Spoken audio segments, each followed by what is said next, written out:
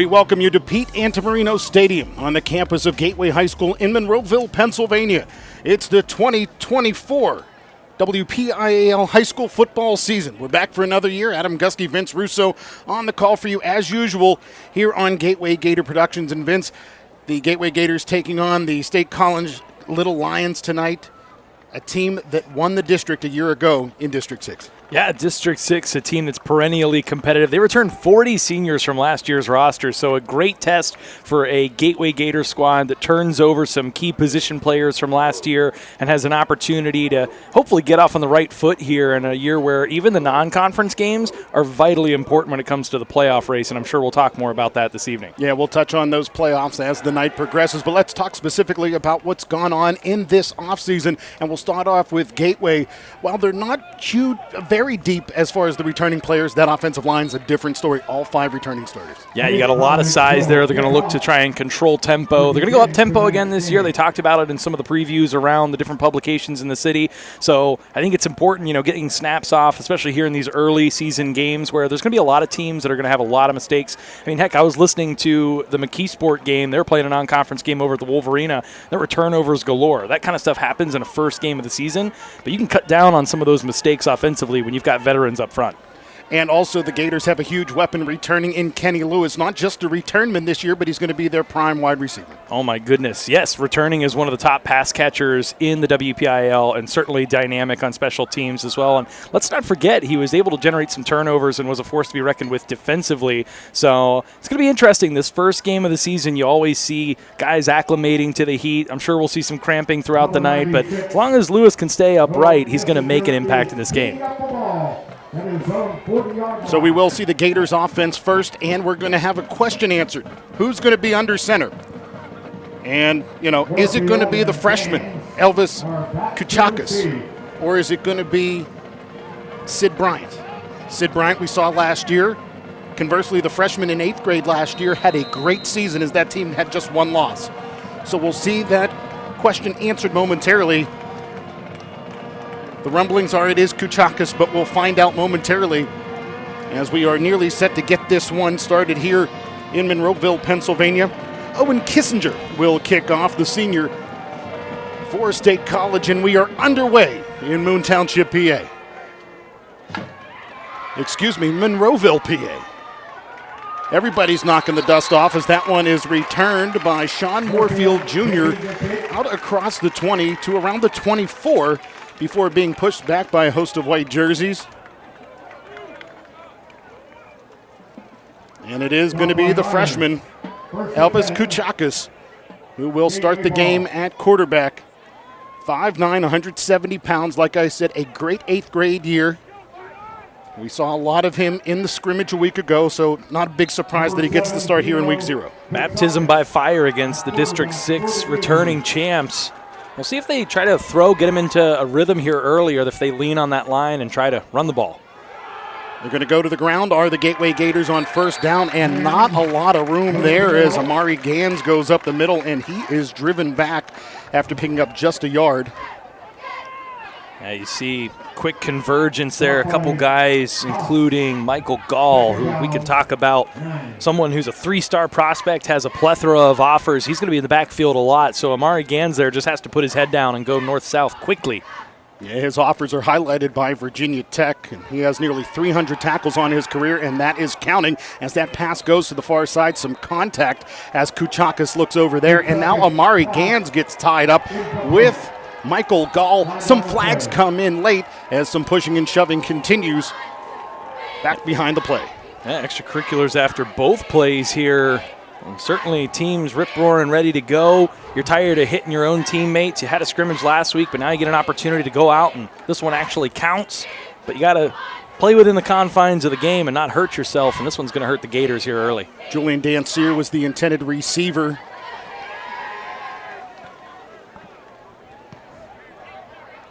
Personal foul on both teams. So offsetting personal fouls. So ultimately, we will just see 3rd down and 9 after those penalties offset at this point. So Vince, the good news was before the game we were testing a new official's mic. It was working. The bad news, the official didn't put it on. Such is life when it comes to some of these things. Our referee today, William Buhner. And he will chop this one in on 3rd down and 9 for the Gators.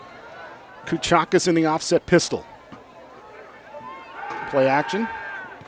Kuchakis rolls near side, steps up, he'll cross the 25, can't get to the 30, so a modest gain, but not nearly enough for the 1st down.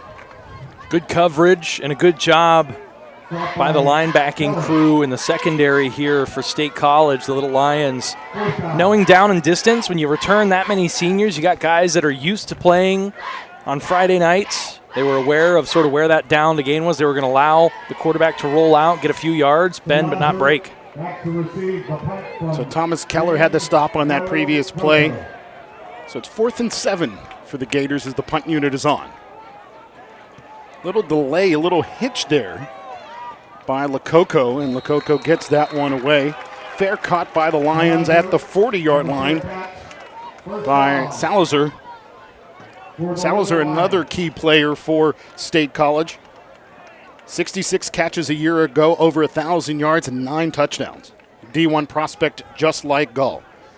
Yeah, they've got a few. They got a few guys that made the All-State team last year, and certainly Salazar was one of those. He was a coach's 2nd-team wide receiver on the All-State team, and highlighting some of those offers, a preferred walk-on at Penn State. So even just to get that look, you know that this guy's got some chops out there, and we'll see if they try to call his number here early. And he has a couple of real FCS offers, full scholarships there as well. To the ground go the State College Lions, straight up the gut, some room for Lamar Wilson, and Lamar Wilson gets tripped up after picking up 8 yards. A lot of running room there. Good job opening up the hole, and no hesitation there. Going north-south quick. Dyson Harper had the tackle for the Gators as that pass goes to that left side for Salazar, and Salazar steps out of bounds inside of Gators territory at the 45. So Corkery, good pass there, looking to his left side. Yeah, Corkery coming off a junior season with over 2,100 passing yards, 20 touchdowns. Most incredible stat for him last year, it took 0 sacks. And that's a testament not only to the offensive line, but his elusiveness, his escapability. And even the mental part of it, just getting rid of the ball or getting downfield when there's not prospects of throwing the ball. It's an incredible stat.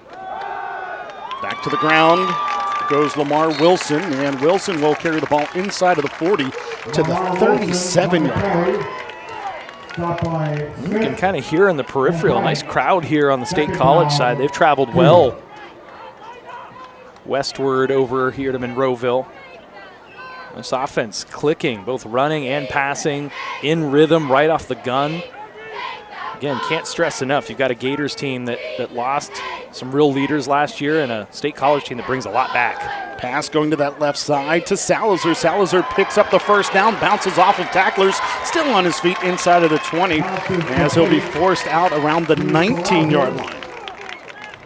We'll see a couple arm tackles here on Salazar. Right up top there. You got to go low. Again, another arm tackle there. Eventually able to drag him down, but you see a couple guys going up high. Those are week 0 things that you got to correct moving forward this season. It's going to be a tough Big East. Bad news for the Gators in their secondary. Dyson Harper, one of their starters, is out of the lineup right now with an arm injury. As to the air, yet again go the Little Lions, and Corkery finds Salazar, and Salazar's brought down inside of the 5 as he slides down around the 4-yard line. 1st and goal. Very efficient first drive for the Lions. Corkery, a good job stepping into that throw. He took a shot at the end of it, but was able to deliver that ball. Now it's a goal-to-go situation for State College, which has been cutting like a hot knife through butter on this drive. Salazar, the motion man. They'll go to the ground, straight up the middle, diving across the goal line. Lamar Wilson for the touchdown for the Lions, and a 4-yard TD. And they are on the board first. Big hole there, and by the time the would-be tackler comes up to make the play, TJ Mitchell, the back is already into the end zone in Wilson. A little too late.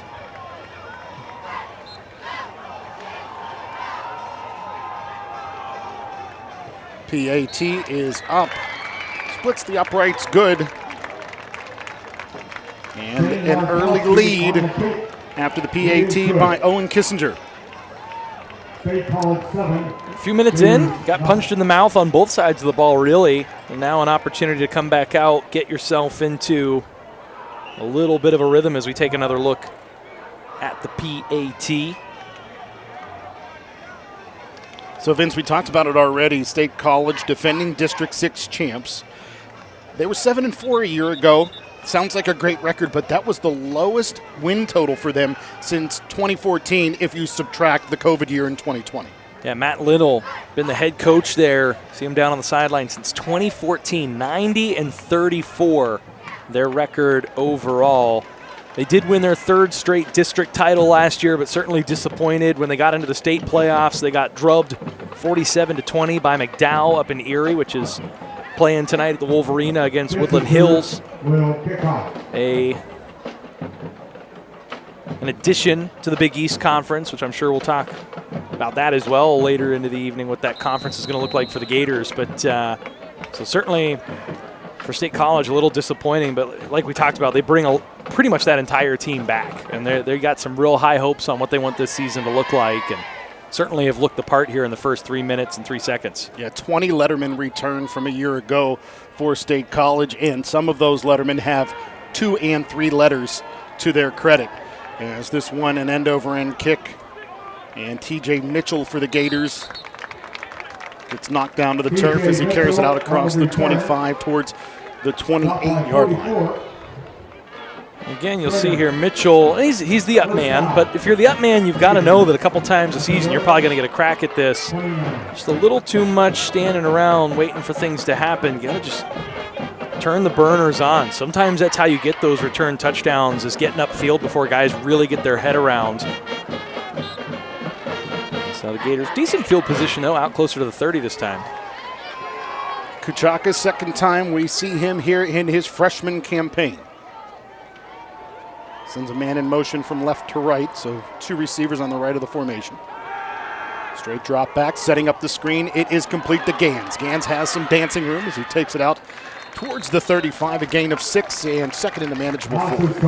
That was a play the Gators leaned on heavily last season, and for Gans, it's an opportunity to see his hands replacing Jaquan Reynolds, who had double-digit touchdowns the past 2 seasons. That's a big part of this game, was having the running back catch the ball out of the backfield, so good to see Gans be able to do that. Kuchakas pulls this one out of the belly of Gans, and he will wiggle his way forward for a gain of 1.5, maybe 2. That turned what looked like it was going to be a couple-yard loss into a couple-yard gain, was able to put the brakes on, change direction pretty quickly there, get upfield. That takes 3rd and medium and makes it 3rd and short, and an opportunity to move the chains here. Gators motion the wing to the left of the formation.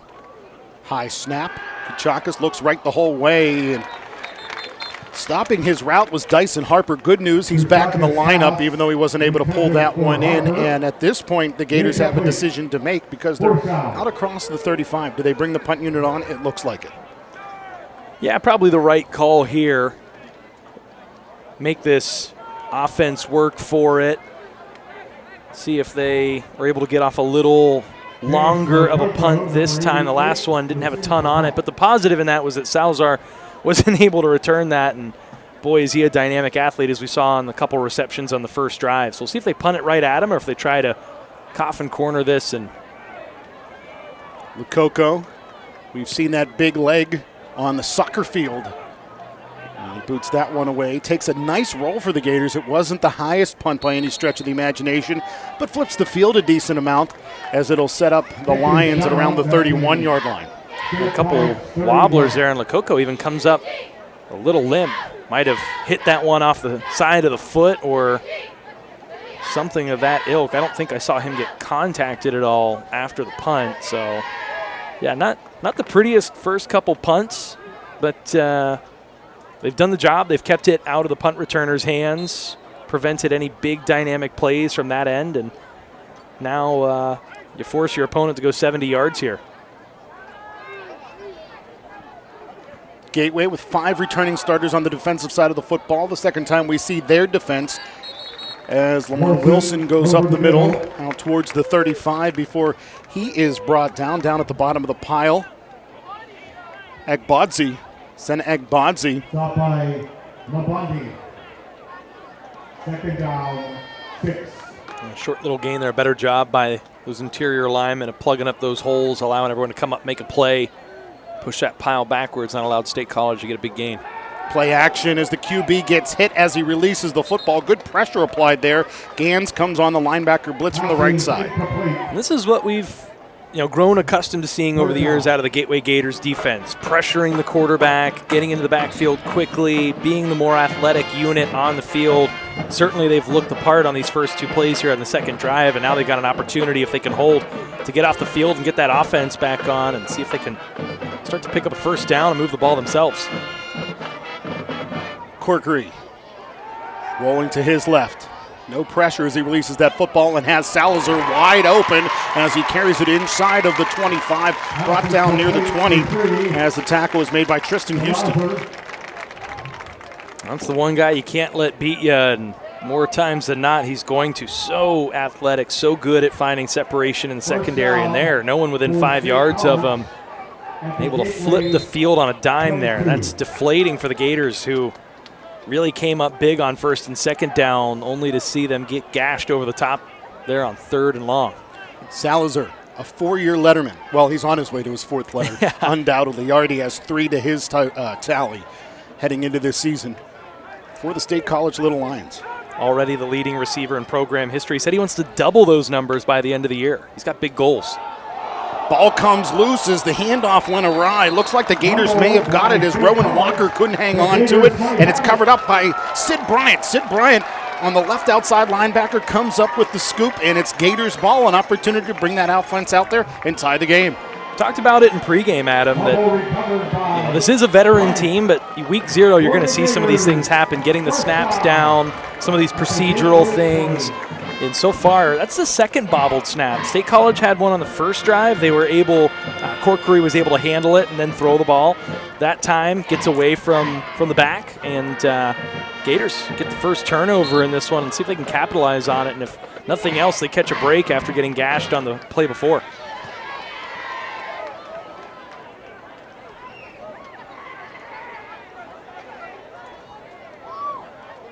Gators with 2 receivers split to the near boundary. Very tight together.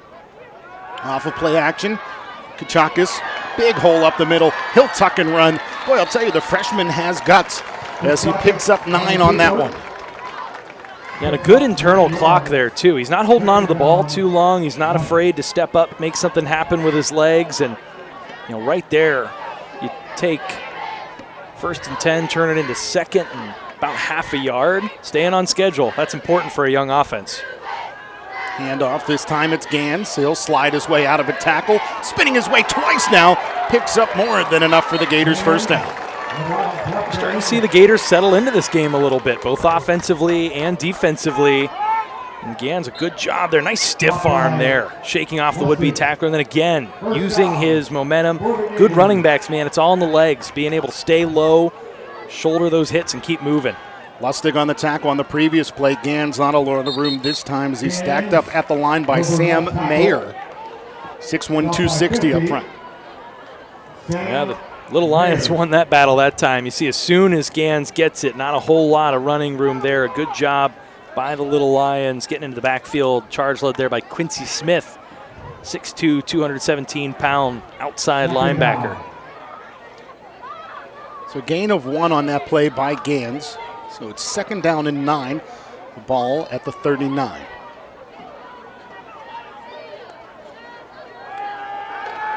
Kachakis pumps, throws, has a receiver down this near sideline, but he overthrows Sean Moorfield Jr.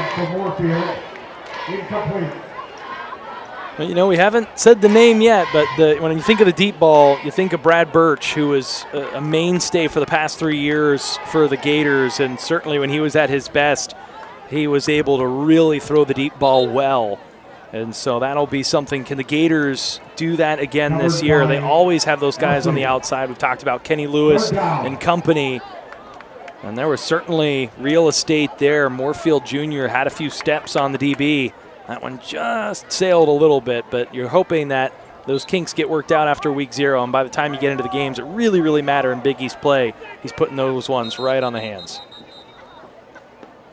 A stoppage here as the officials need to have a conversation. So, Vince, coming into this game, some of our notes focused on players like Mark Knight, the linebacker, and Kenny Lewis, the wide receiver and kick returner, both in street clothes down near the 25-yard line. So not a great start for those two, but it's week 0. Yeah. There's not a whole lot to be gained, but certainly a lot to be lost. And we don't know, as much as we try to know, we don't know exactly what bumps or bruises guys have coming into this game, how ready or not they are to go. And so certainly it's those are two guys last year that their body of work are worth the price of admission alone. You love to see them play. Mark Knight was so good at that linebacker position, was so physical. And certainly, even at the tight end position where he played some snaps last year, was able to make a difference. And then Kenny Lewis, we've talked about him, averaging almost 20 yards a catch, being one of the leading receivers in terms of receptions, 890 yards total offensively last season for the Gators. Someone that is going to be a real big key if this Gators team is going to get back to the postseason this year. Another player that the Gators were going to have to rely on was Chase Gabriel, but he has his arm in a sling as we look down there. This pass going to the right side, and it is intercepted, and well on his way to a pick 6 is Cooper Bushwood. He jumped the route and took it to the house. Just not enough zip on that one. That one sort of died out in the flats. You'll take another look at it here. Going. It just sort of hangs there at the end and gives the DB a chance to come back, take that ball away. Again, you look at Brushwood, a senior on the play. He's logged some snaps. He knows what he's doing back there, and that time read that one perfectly and housed it for another 6.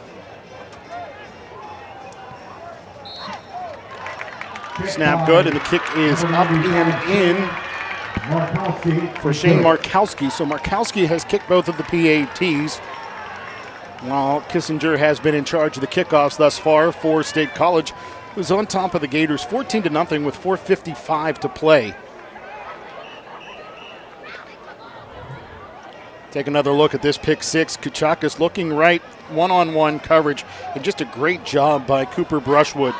Jumps that route. Like you said, the pass hung just long enough for Brushwood to step out in front and take it to the house for the pick 6. Kuchakis tried to get in there at the end. You almost are kind of glad that he wasn't able to throw his shoulder into that one. You don't need your quarterback week 0 sustaining any sort of injury. Tough start for Kuchakis, and pick 6s are always double-edged sword, right? You get a chance to come back out, shake that off, but at the same time, you just threw an interception, now you're going to go back out on the field again. You wonder for a freshman, does that rattle him, or is he able? You saw the coaches with their arms around him trying to rally him here. It'd be interesting. How does this young man who, as we talked about earlier, getting baptized by fire, how does he come back from this? How does the team in general respond to this, down a couple scores here early? And one of the issues is, Vince, as we look towards this season, the two guys that are behind Kuchakis on the depth chart, Jackson Smith and Sid Bryant, both of them starting at linebacker today. So you don't necessarily want to have your QB1 also being one of the guys at the linebacker spot. Is that kick with a nice return for Sean Moorfield as he's still on his feet, dragging white jerseys with him to the far sideline out around the 32. Well, again, for the 3rd straight drive, the Gators start past the 20, this time past the 30. That's a good point. You want to let those guys focus on the defensive side of the ball, allow them to use their body that way, not have to worry about the wear and tear of playing both sides of the ball. And Jackson Smith last year as a freshman, he looked good when he played quarterback, but he's shown really bright as a freshman at that linebacker spot, and he's in there up the middle today in that starting role. He did. He really earned what he has right now with that body of work last year in some relief for other players that went down with injuries. Certainly was a bright spot in that relief role. Kuchakis looking left the whole way, little slip screen, passes complete. Tristan Houston wiggling through traffic before being brought down by Robert Strayer. I like the short passing game there, a good design and a good ball there to just get that over top of the outstretched arms of the aforementioned Michael Gall. And if you're able to lull them in with sort of that dink and dunk pass game, you might have the opportunity to open up a deep shot over the top if you can get them to sort of fall asleep a little bit.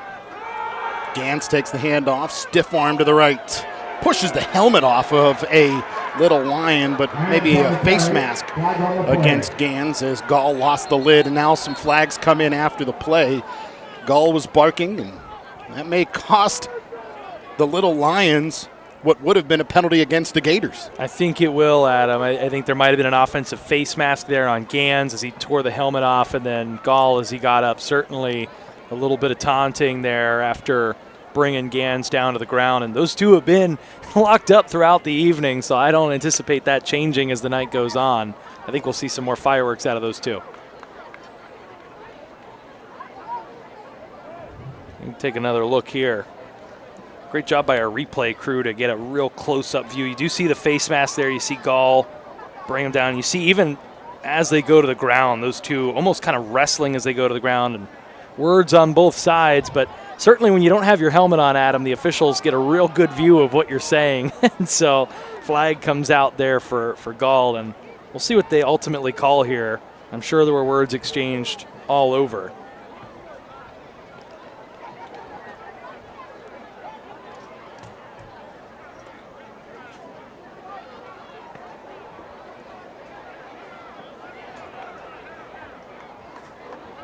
Offsetting penalty. So yeah, they're going to go with offsetting personal fouls there, the face mask and the unsportsmanlike on the other side.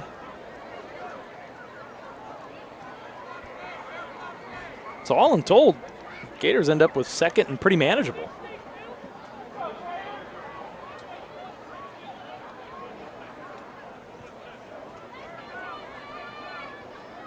Make that third. Want to welcome in our viewers on our YouTube live stream. A little technical glitch. Got that cleared up. If you're just joining us, it's State College 14, Gateway 0. A protracted drive for the Little Lions and a pick 6 for State College as this pass, Kuchakis looks to that right-hand side and finds Tristan Houston. Credit to the freshman. Stands in there, delivers a nice ball on third down. Good play design. You see receivers going both sides of the field, able to freeze those linebackers up. Get that ball out quickly to Tristan Houston. The junior is able to make a move. Gators now near midfield. Well, they were. All over it were the Little Lions as Quincy Smith up the middle drives Gans back. Second down, 13. Tough sledding up front. Gators do bring back everyone from this unit last year, but State College, they've got some size in the trenches as well, and there's not been a whole lot of running room. Good pass protection thus far, though. Pass goes left. Gans can't slip out of traffic as he eluded the first tackler and Strayer. It's Gall who cleans it up. Gans, you see the frustration. Stop by Gall. Good play design. They had it there for a moment, but good closing speed. Robert Strayer, the 6-foot, 180-pound senior linebacker, just knifing in there, taking that play away before it really got started. Now, third and a country mile for the Gators. You have to figure out taking a deep shot. You got that pick 6 in the back of your mind from the last deep throw. Kuchakis pressured, steps up, dances past one tackler, but can't slip past the second, and a few words exchanged as Trace Brennan got up and had something to say to Kuchakis. Yeah, a little stare down there, stood over him for a minute, kind of towed the line there of what might have elicited a flag. Also kind of drove him down there, but good pressure by State College and a good play all in told, as Kuchakis just tried to make something out of nothing there and not enough time to really get his eyes downfield. Right after that happened, the old O-lineman, instincts stepped in and said, go protect him. Wobbling snap that bounces. Lococo gets it away, and it will be fair caught by Salazar. Ooh. Coco, a good job there, keeping calm, cool, and collected. Luckily, that took a nice little bounce off of the turf here at Antamarino Stadium and kind of leapt right up into his hands. And he was able to get that one off in time. Looks like a beach theme for the student section tonight. First week of classes for the students. A beautiful night. Talking with folks earlier, the thing I kept saying all day is, you know, Western Pennsylvania, first night of high school football. Where else would you want to be than right here?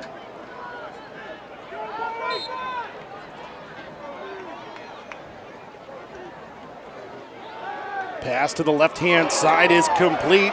Salazar slips through the first tackle, but two Gators are there to clean up the play as Amari Gans and Carlos Diggs step up to make the play. Diggs out of the D-back spot, future D1 player for Gateway. Yeah, offers to Akron and Marshall for Diggs. And a good job, the defensive unit, all in told, had that one read right from the start. Able to take State College off schedule here, push them back on first down, create second and long. They've been susceptible, the Gators have, to the pass. We'll see if this is a passing situation here, if they go to the ground to try and create third and medium. Handoff going left, Wilson. Wilson pushes the pile to pick up a couple before he's driven back. TJ Mitchell in on the stop, also Carlos Diggs. And good job by the linebackers coming up, filling up holes, but a really good job by Kayan and Bandy getting his arms on the running back and just holding on to him long enough to wait for reinforcements to come in, clean up the play. Gang tackling on defense, name of the game, and the Gators did a good job of it there. Now, third and long situation. Can the Gators get off the field? Rolling to the right. Pass complete to the near side for Salazar. And he's forced out of bounds by S.J. Moorfield. I just don't have an answer for number 3. That's good enough. See, he's able to run a really nice route there and a really nice catch. That ball out a little bit, had to stretch out the arms, kept the balance, was able to keep himself upright, and needed that second effort after the catch to be able to get toward midfield for the first down. So again, the Gators push State College back to a third and long situation and then give up a big passing play with Salazar bringing in the reception. Looking forward for the Gateway Gators at North Allegheny next week, the first of 3 straight road games for Gateway. 2 out of conference before they step into conference to take on the Kiski Cavaliers. They'll finally return home on September 20th to take on Franklin Regional, and it's all conference games until the end of the year when Hempfield comes to Monroeville. Going to be a tough start for the Gators. Defending 6A WPIAL and state champs next week in North Allegheny. Back-to-back 6A district champions for the Gateway Gators as that pass is broken up. Pass intended for Salazar. Defense. Good job, Tristan Houston. Broke that one up. That really stayed with him step for step there, and then right at the end when that ball was coming down, a good job. There was a little bit of contact there on both ends, but a good job just getting that hand up in between the arms and not really getting too much contact in there, which would have drawn a DPI call. I think the left hand would have drawn the call had that right hand not batted the ball. So a really, really good job by Tristan Houston, the 5'9 junior. And moving forward, if he wants to perfect that the full way, getting his head around at the last minute is big 2 for DBs, but that was about as good a coverage as you could have there. Corkery rolling to his left. Pass hangs up there as he was looking for Michael Gall. On the coverage for Gateway was Carlos Diggs. Good coverage there by the Gators. That play breaks down, the quarterback escapes the pocket, and that's when you see so many times plays break, receivers get behind the defense, everyone stood in their assignment, stayed in lockstep with where they needed to be, forced the quarterback, Corkery, to just sort of get rid of that one. And again, the Gators, they're getting to third down. They're getting to where they need to be. 3rd and 10 here, a couple ticks left. Get a chance here towards the end of the first quarter, try and get a stop, get the ball back. Only down a couple scores here, get a chance to try and get that offense in rhythm, make this a game. Corkery looks back to the right, and he will dump that one down at the feet of the intended receiver, Damir Code. Heady play there by Corkery. Yeah, As you see, rushing up through the middle there, TJ Mitchell had a beeline on the quarterback. Good delayed blitz there. Forces a punt situation for the first time tonight for State College, and a chance. Normally we'd see Kenny Lewis back there. We'll see what Sean Moorfield Jr., who had the ball in his hands a number of times last season, see what he can do on special teams. Punt away. S.J. Fair catches it smartly because breaking free was the intended tackler, Anderson Fry, and Fry could have cleaned his clock, but S.J. smartly with the fair catch. Cleaned his clock and made sure to stand in and catch that ball so it doesn't get pinned deep and force the Gators to go even further than where they'll start, just shy of their 20-yard line. So, yeah, heady play all in all, and already got one quarter in the books. Yes, we do. It's 14-0 State College. Once again, we welcome you to GatewayGatorProductions.com. Adam Gusky, Vince Russo on the call for you. Make sure you visit our website, GatewayGatorProductions.com. Next week, we start with soccer. That'll be on Tuesday. And we will have 3 events the following week right after Labor Day. So it's going to be a big season for us as we take a look. Boys soccer next week on Tuesday against Butler. And then, we've got the football game at NA next Friday night. And then Tuesday, Wednesday, we've got girls volleyball and girls soccer before the Gators are at Plum on Friday, September 6th. So a big Labor Day week for the Gators. Fun to be back in the swing of it, Adam. It's great to be back. We got great weather tonight. And what's weird, it always seems to happen this way when you touch on weather. It's cool the whole week. You know, the last few practices leading into that week 0 game, it's cool. And then today, it's 80-plus degrees and, high humidity. Well, at least it wasn't like last season. I believe we were at Mount Lebanon for the first game, and boy, did we sweat. It must have been 90 degrees. It's a little cooler here, but it's still pretty warm. That it is. As the Gators go to the ground there, not a lot of room. I think that was Gans, the ball carrier. Down at the bottom of the pile, who else? Michael Gall. Not a ton happening there, but you want to stay committed to the run. You don't want to get one-dimensional offensively. But certainly when you're ineffective on first down running the ball, it puts you in a passing situation in second down, and the secondary sort of pins their ears back and play ball hawk. Kachak has pulled that one out of the belly of Gans. Little RPO as he rolled to his left and had nobody out there. S.J. Moorfield was the closest receiver in the vicinity, but I think he was just throwing that one away. He was. And for a freshman, it's a heady play. Live for another down. Don't take a sack. Don't try to force something into an area where it's not there, especially this deep in your territory. You've already thrown a pick 6, so good composure there by the underclassmen to just live to fight another down. High snap. Kachaka steps out of some pressure, throws to that left-hand side, and the pass is caught on that boundary by Tristan Houston. Great route, great grab. Take a look. Houston runs this one just far enough, gets the separation, comes back to the ball, which is super important, gets those feet down. You see the focus there on making sure the feet are down, and he's still behind that line to gain. Gators got their first down.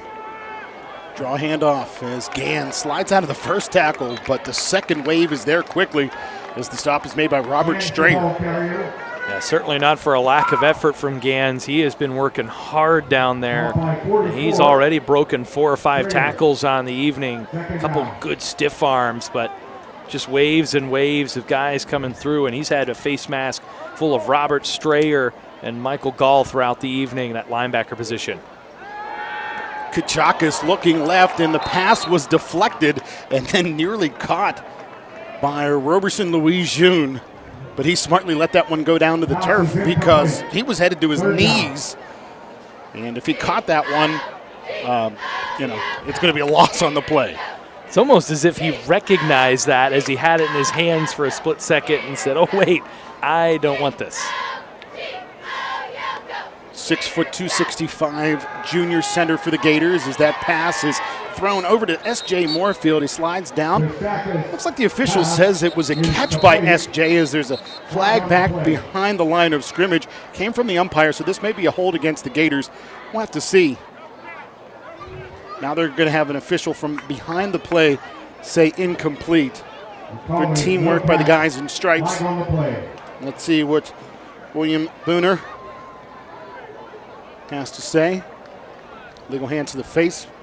Penalties declined, and that brings up 4th and 11, and the punt unit back on yet again, and we'll see Lococo. Busy night for Lococo thus far. 4th punt here as we're at just the 10:44 mark of the second quarter. Gators offense. You figured there'd be growing pains. Losing some of the pieces that you did last year, namely Brad Birch, Jaquan Reynolds.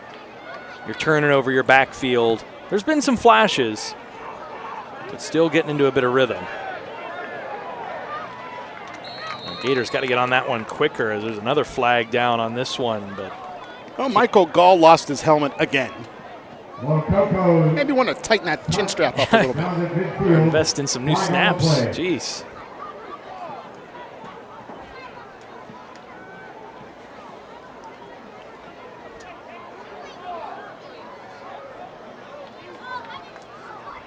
This ball out towards midfield. This call will be crucial. Do the Gators get a little bit of a break after not a super long punt? Or to State College get another break and start in Gators territory? It's going to be a big call here. And it's going to go against the Gators, face mask. So that's going to be tough sledding now for this Gators defense. It's already played an appreciable amount of this first half. You have to come up big here to try and stay within a couple scores. For the Lions at the Gateway 45.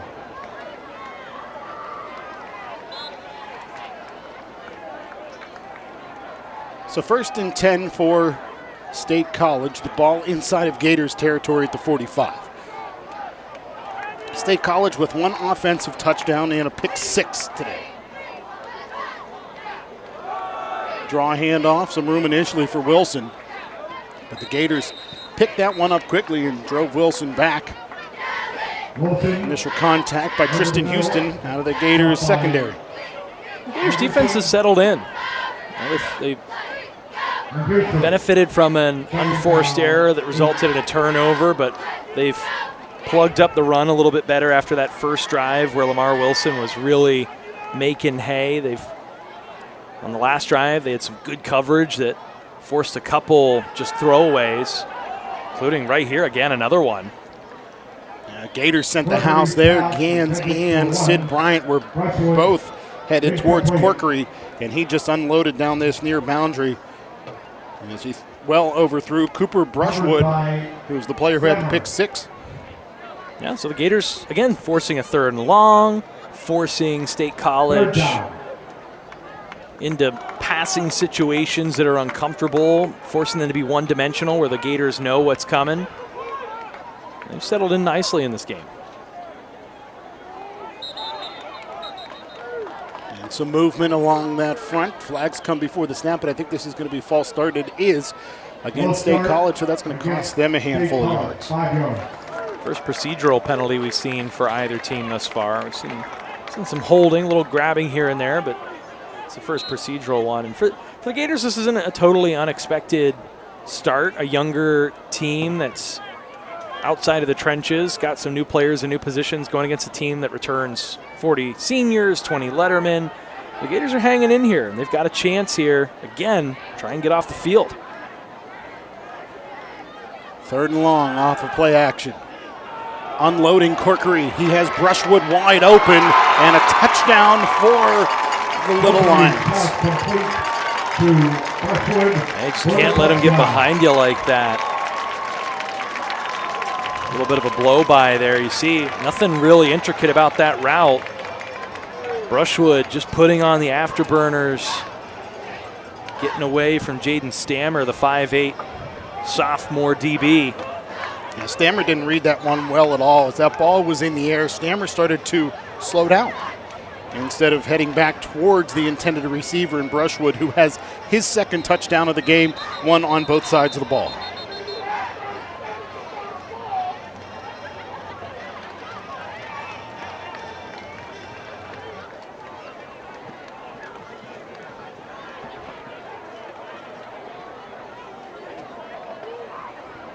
Well, penalties on the Gators. Now you wonder, State College bring the offense out, try a 2-point play. In this week 0 game, Offside. you get a lot of opportunities to try some situational stuff, or they just complacent and trying for one here again, about a half-yard shorter. It looks like they are going to, well, no.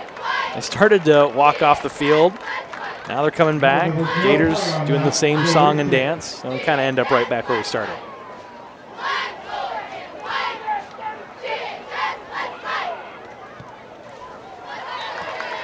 And the PAT is up and in, and it is 21-0. State College on top of Gateway. State College 21.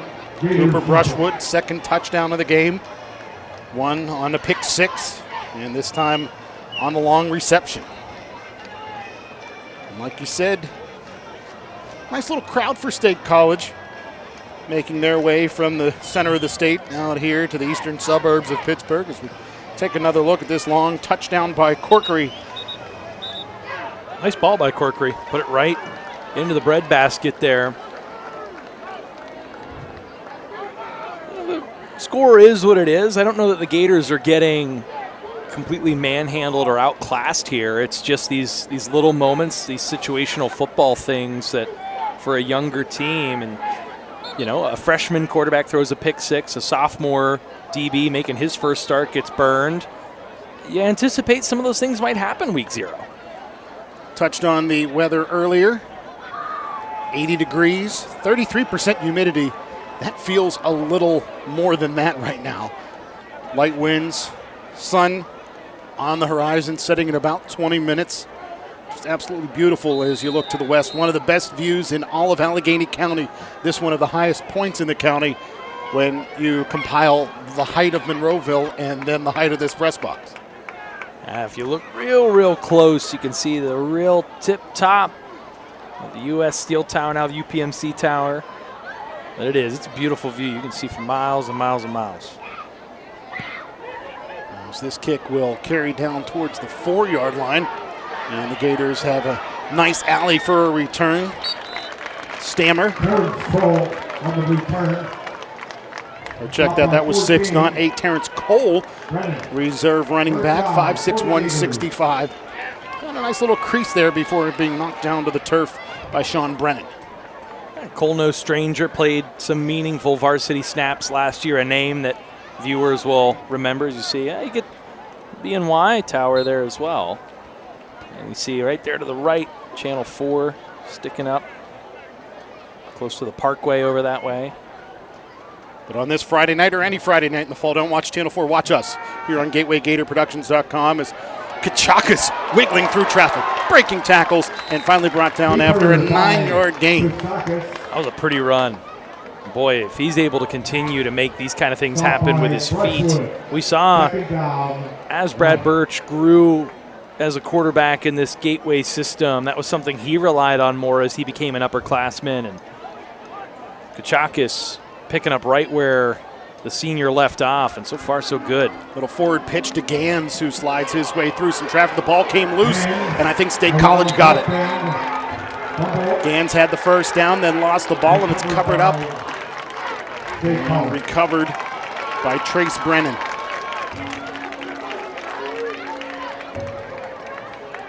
Looked like a strip there right at the last moment. Yeah, I think it was Strayer who got the strip before the recovery by Brennan. And that's exactly the case. You can see that celebration by Robert Strayer. And again, another senior on this roster making a heady play, understanding, when you got the fundamentals down, you can start to focus on some of those niche parts of the game, like trying to go for that strip at the last moment, some of those high IQ football plays. State College has been full of them thus far tonight. Hit as he releases the football is Corkery, but he's still able to push that ball out to Code. And Code is knocked down to the turf after picking up a first down for State College.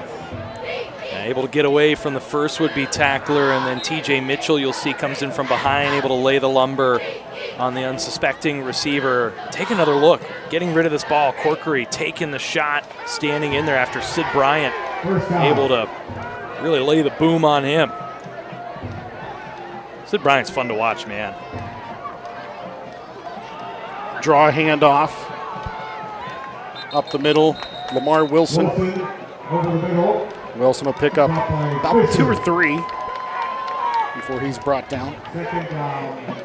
I'll tell you, a positive to keep coming back to is, for as good as Wilson looked on that first drive, they really have rendered him pretty ineffective since then. And honestly, that right there, that 2.5-yard run, that's one of the most productive runs he's had here since that first drive of the football game. They've really dug in the trenches and forced State College to go to the passing game. It's a good job by Fisher up front to get that initial stop before Jackson cleaned it up. Pitch. This time some room for Wilson.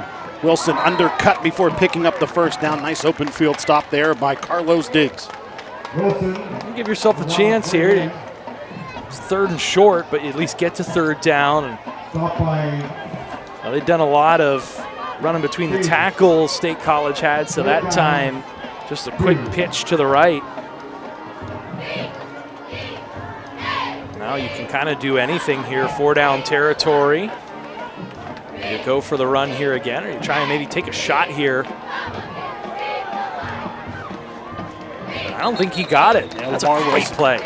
He didn't have a whole lot of room up the gut, and the Gators made the stop, and at the bottom of the pile, it's the sophomore Jackson Smith. It almost looked like there was a little movement before that ball got snapped. And there's a flag out now, which may be apropos to that.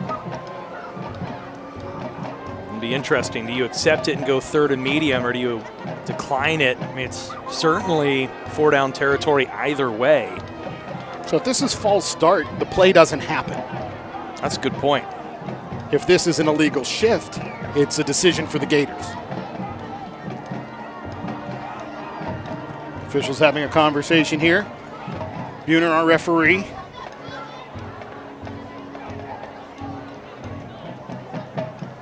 Still a long talk here. It is tough. If you're posed with 4th and 1 or 3rd and 6, which way do you go with that? Saw the offensive staff having a conversation out near the midfield stripe. Head coach Don Hall.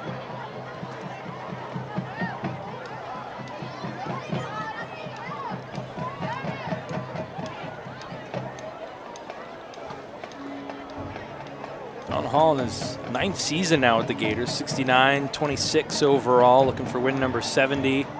40-7 in conference games. It's Donnie Hall there in the gold short sleeve jacket.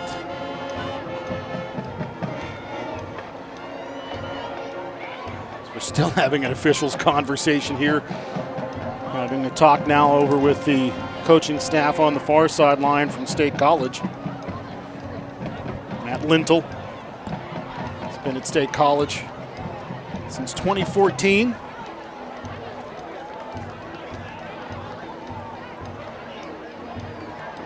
Still talking. This is the kind of stuff that you hate to see from officials that certainly appear to be seasoned. Yeah, it brings the game to a complete halt. This is where you might see some cramping. Players got to stop for a prolonged period of time and try to ramp it right back up, especially on, and it's a crucial, depending on the outcome of this. I mean, right now we're sitting with a 4th and 1.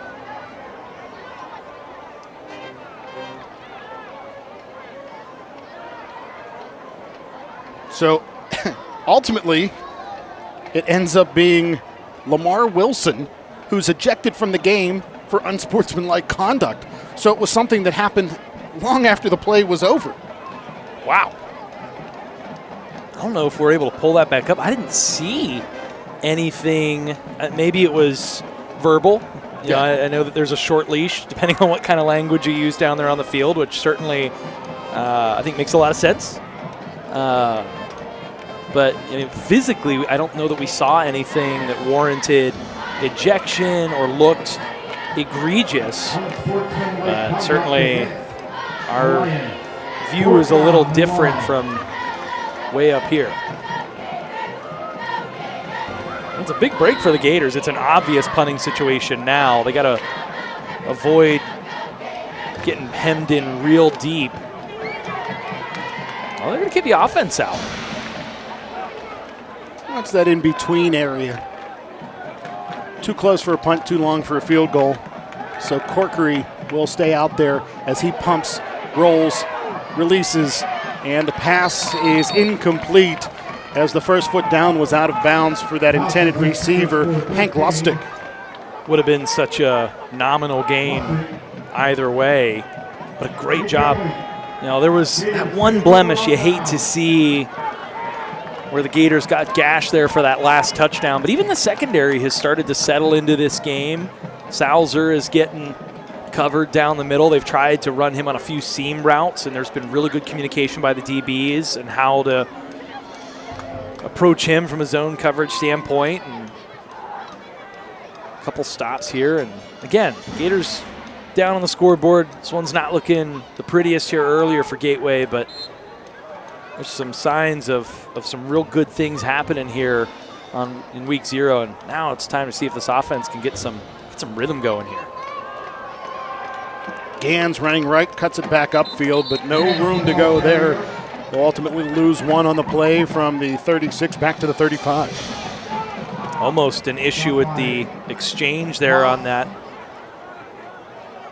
quarterback RPO. Chakis almost looked like he wanted to pull that one back out at the last minute.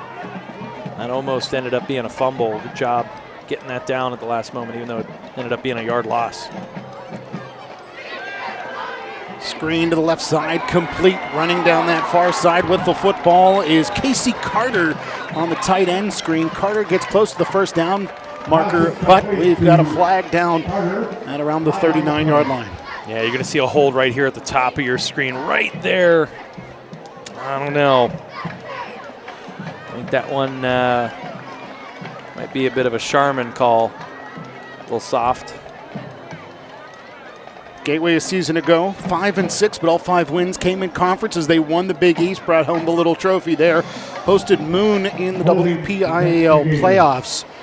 And little Charmin call in that one near the end of the football game. Negated a Brad Birch QB run for a touchdown.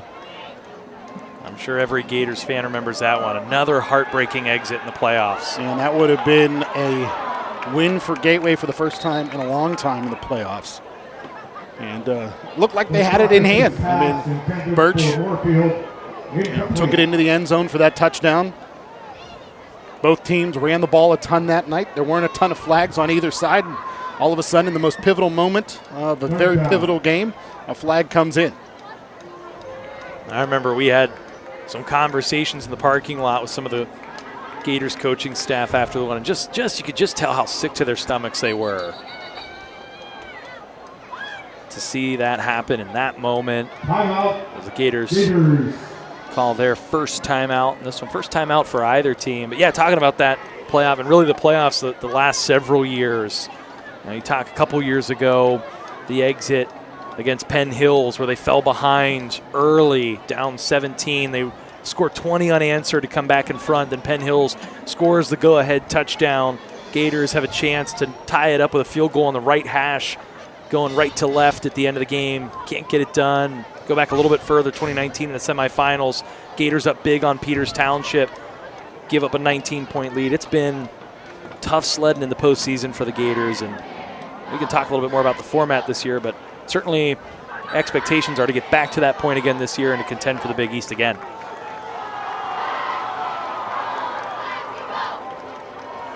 Third and 17 for Gateway.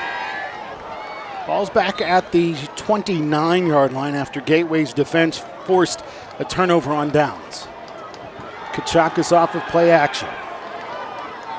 Rolls right, throws, and that one intercepted by Salazar. Salazar reading blocks well, and he's going to take it to the house for the second pick six of the evening for the State College Lions. There's too many white jerseys there. We'll see it on the replay. He's trying to get the crossing receiver here. I think that's Moorfield Jr., and you see there, that's a ball into one, not two, not three, but 4 white jerseys there, and not good odds. And when you got those 4 white jerseys over there, the guy that comes away with it automatically has 3 blockers around him, and then you see your quarterback take a shot after that. Second pick 6 of the night. Things go from bad to worse for Gateway there in an instant. Years and years ago, there was no week 0. This would have been the night of the second scrimmage, or the second scrimmage may have even been tomorrow after 2 weeks of camp with no heat acclimation week. But now they've got that week heat acclimation week and a scrimmage last week where the Gators played at Bell Vernon, and then they here today in their week 0 matchup, a team outside of the district, champion at the 6A level. As we take a look at the Gators fans, like you said, Hawaiian shirts, beach party time. As we take a look for State College after tonight's game against Gateway. It's all conference games for the Little Lions as they will take on Altoona on the road at Harrisburg, at Cumberland Valley, Chambersburg, Central Dauphin, Cedar Cliff Colts, Central Dauphin, Carlisle, and McDevitt. And when you look at some of those teams and where they are, that's a lot of travel out of the District 6. Well, you know, not every district in Pennsylvania has the luxury of being in such an urban area like, you know, we talk about the east suburbs of Pittsburgh and how fortunate Gateway is. You drive 10 to 20, 10, 20 minutes in any direction. You got Franklin Regional, Plum, Penn Hills, Woodland Hills, Penn Trafford. Just a little bit further in that, you get Norwin and Hempfield. A lot of local rivals and local. Yeah, very local. And that's just at the 5A level. Right. Gateway also borders East Allegheny. McKeesport, not too far. Those kick carries down inside of the 5, a nice kick. And the return for Lane. Cole.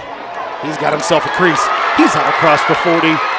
Wrapped by the kicker and then forced out of bounds as the tackle is made by Eli Honicle. A great return for Terrence Cole as we take another look at it. Owen Kissinger came up with a full head of steam, and he'll lay a hard hit here, but doesn't wrap up at all, and a really good job. Boom! Staying upright, getting a few extra yards there, Terrence Cole. You could tell he was feeling good after that one. And the Gators in business with the ball right at midfield, just past it. They'll start this drive for the first time in enemy territory. See if they can make something happen with it. Touched on one of those nearby communities, Plum. One of their most famous alumnus is Pat McAfee.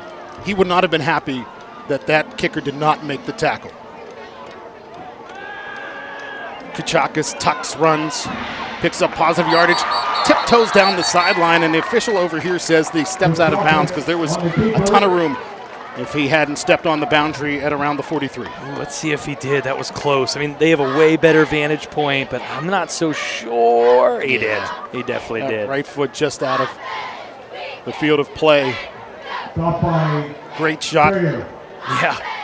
Second down, 5. That crew, no week 0 for our crew. They're right on it here.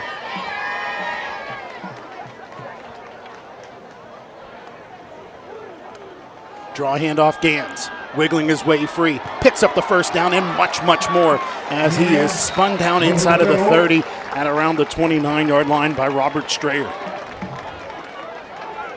Good job again, wiggling away from a couple would-be tacklers, and then there, just some space to work with. A little shimmy shake, holds on to the ball at the end of this one.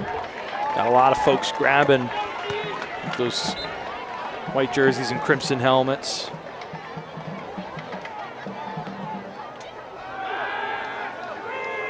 Toss left, complete to Cole, and Cole picks up no yards, actually, just gets back to the line of scrimmage, and that's it.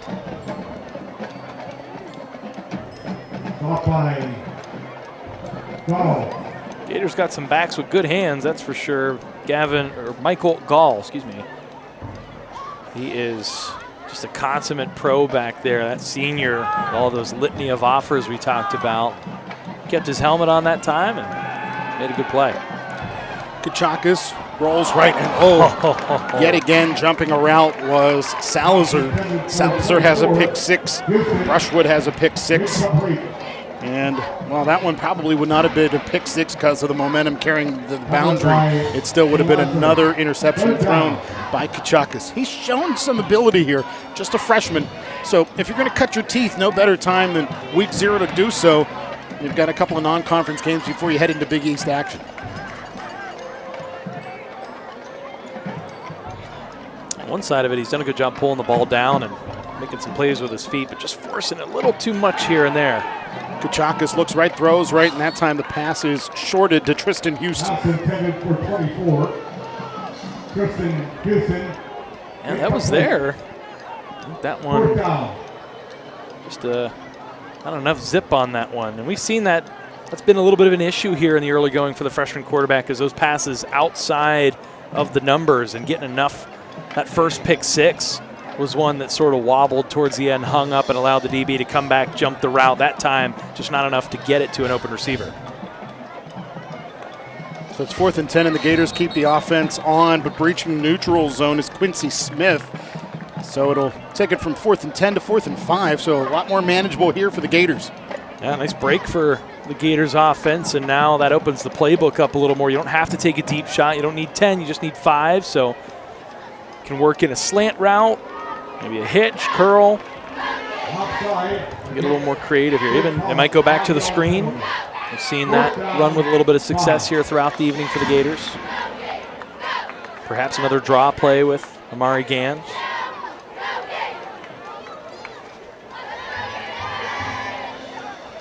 An extended look at the freshman, Elvis Kachakis. The kids call him Dino, but he asked us to call him Elvis. And he will take off on the tuck and run. That's close to the first down marker. And from our vantage point, it looked like he caught it initially, but the official not with the best spot by any stretch of the imagination. So we take another look at this one. He got well past the 20, and the official marks the ball before the 20. I don't know if the only thing I can think of, Adam, is that he was starting to go into a slide motion. They thought maybe he was giving himself up, but I don't know. I agree with you that I think that he at least got to the 20-yard line, which again would have been enough to move the chains. And I'm sure the Gators coaches, are protesting this one, and with good reason, because that's frustrating. He did a lot of things really well on that drive, still to come up empty. And if he went into the slide, there was an awful lot of contact after the slide started. It's true. That's disappointing to say the least, and a really good play design. There was a lot of room there. Frustrating. That it was. Unfortunately, not able to see another look at it. As to the ground go the Little Lions. Let's see it. Oh, that's us.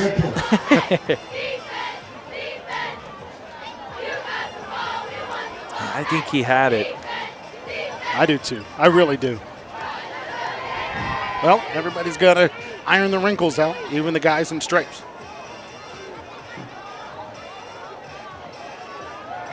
Play action, directing traffic. The pass well short, though, as Corkery was looking to the near side for code. And the completion brings up 3rd down. Covered by Moorfield. 3rd down. Gators really locked it in defensively here. Sid Bryan is looking great on that left outside linebacker spot, isn't he? He has. They're getting great pressure. They're forcing Corkery to get rid of the ball sooner than he wants to. It is throwing the timing off with these routes. They're not able to connect deep, other than the one that they got gashed on that resulted in the touchdown. I mean, 14 of these points have come off pick sixes. You erase that, it's still only a 2-score game. It's those little things that you're confident that the Gators will be able to button up as that one pops loose. And perhaps if Gans had gotten in there a few steps sooner with, he's playing off a little bit there. You see, makes a good break on the ball. And if that one bounces off the hands at just a slightly different angle, Gans might have himself a clear path to the end zone. And again, a good stop for the Gators defense. So one of the better receivers in the state, Michael Gall, couldn't hang on to that one. Gans had a little chip for him and some back and forth yet again between Gall and Gans. As this punt is away. Takes a bounce in favor of the Gators, but covered up quickly after Kissinger had a little too much English on that one.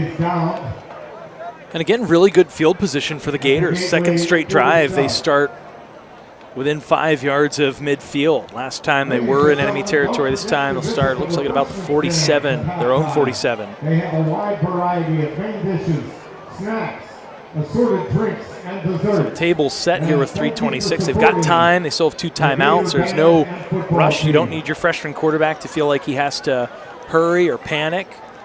But, boy, wouldn't it be nice to see the Gators get some points here on the board before a half. Don't forget, join us next week from North Allegheny. If you can't make the trip to Wexford, we'll be here on GatewayGatorProductions.com. Kickoff scheduled for 7:30, the only 7:30 start of the season. Which is nice because it gets us a little extra time to set up at the University of North Allegheny.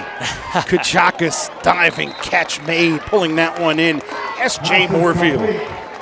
Nice grab. Able to get that ball in between a few members of that secondary there, including Salzar. Gators now threatening. And again, I think that spot was a little short. Looked like that ball was caught closer to the 38-yard line. They're going to spot it at the 40. Good evasiveness there. Look at that. Kuchakis dodges the bullet, tosses it off. Tristan Houston ends up picking up 4 on what it could have been a sack. You can see there's the ability is there. Undoubtedly. And there's even a big part of, for a freshman, there's some mental components of the game that are there. Able to duck away, able to keep his eyes downfield, knowing where his safety valve is, getting the ball into his hands, and turning what could have been 2nd and 15 now into 2nd and 6. This time a designed run for Kuchakis, tries to back his way forward, ends up picking up modest yardage, maybe ultimately a yard on that play before he is downed. I had a couple opportunities last year to check out the junior high team, that middle school team, 7th and 8th graders. Kuchakis looked good from what I was able to see, and he's built on that a good bit, especially since he's playing with varsity level players. Well, the Gators, just like any other year, Adam, they've got weapons, they got athletes. I mean, this is a school where there is a culture, there is a desire to be in this jersey, wearing that helmet. So you're getting the best of the best from this school year in and year out. And that's what you talk about Don Hall being 40-7. And it goes beyond Don Hall, right? It's no question that when you think of football here in Western Pennsylvania, Gateway is one of those programs that you think of. One of the notes that I put in here, since they've gone to 6 classifications, the only 2 teams that have won multiple 5A titles, Pine Richland, Gateway. Good company, good place to be. Countless names that have passed through. Rep the G, as they like to say here. And when you look at not just Don Hall, but years ago, about 15 years ago, there was a 4-year span where Gateway was in the WPIAL championship every single year. Unfortunately, they didn't bring home any trophies, but they were there.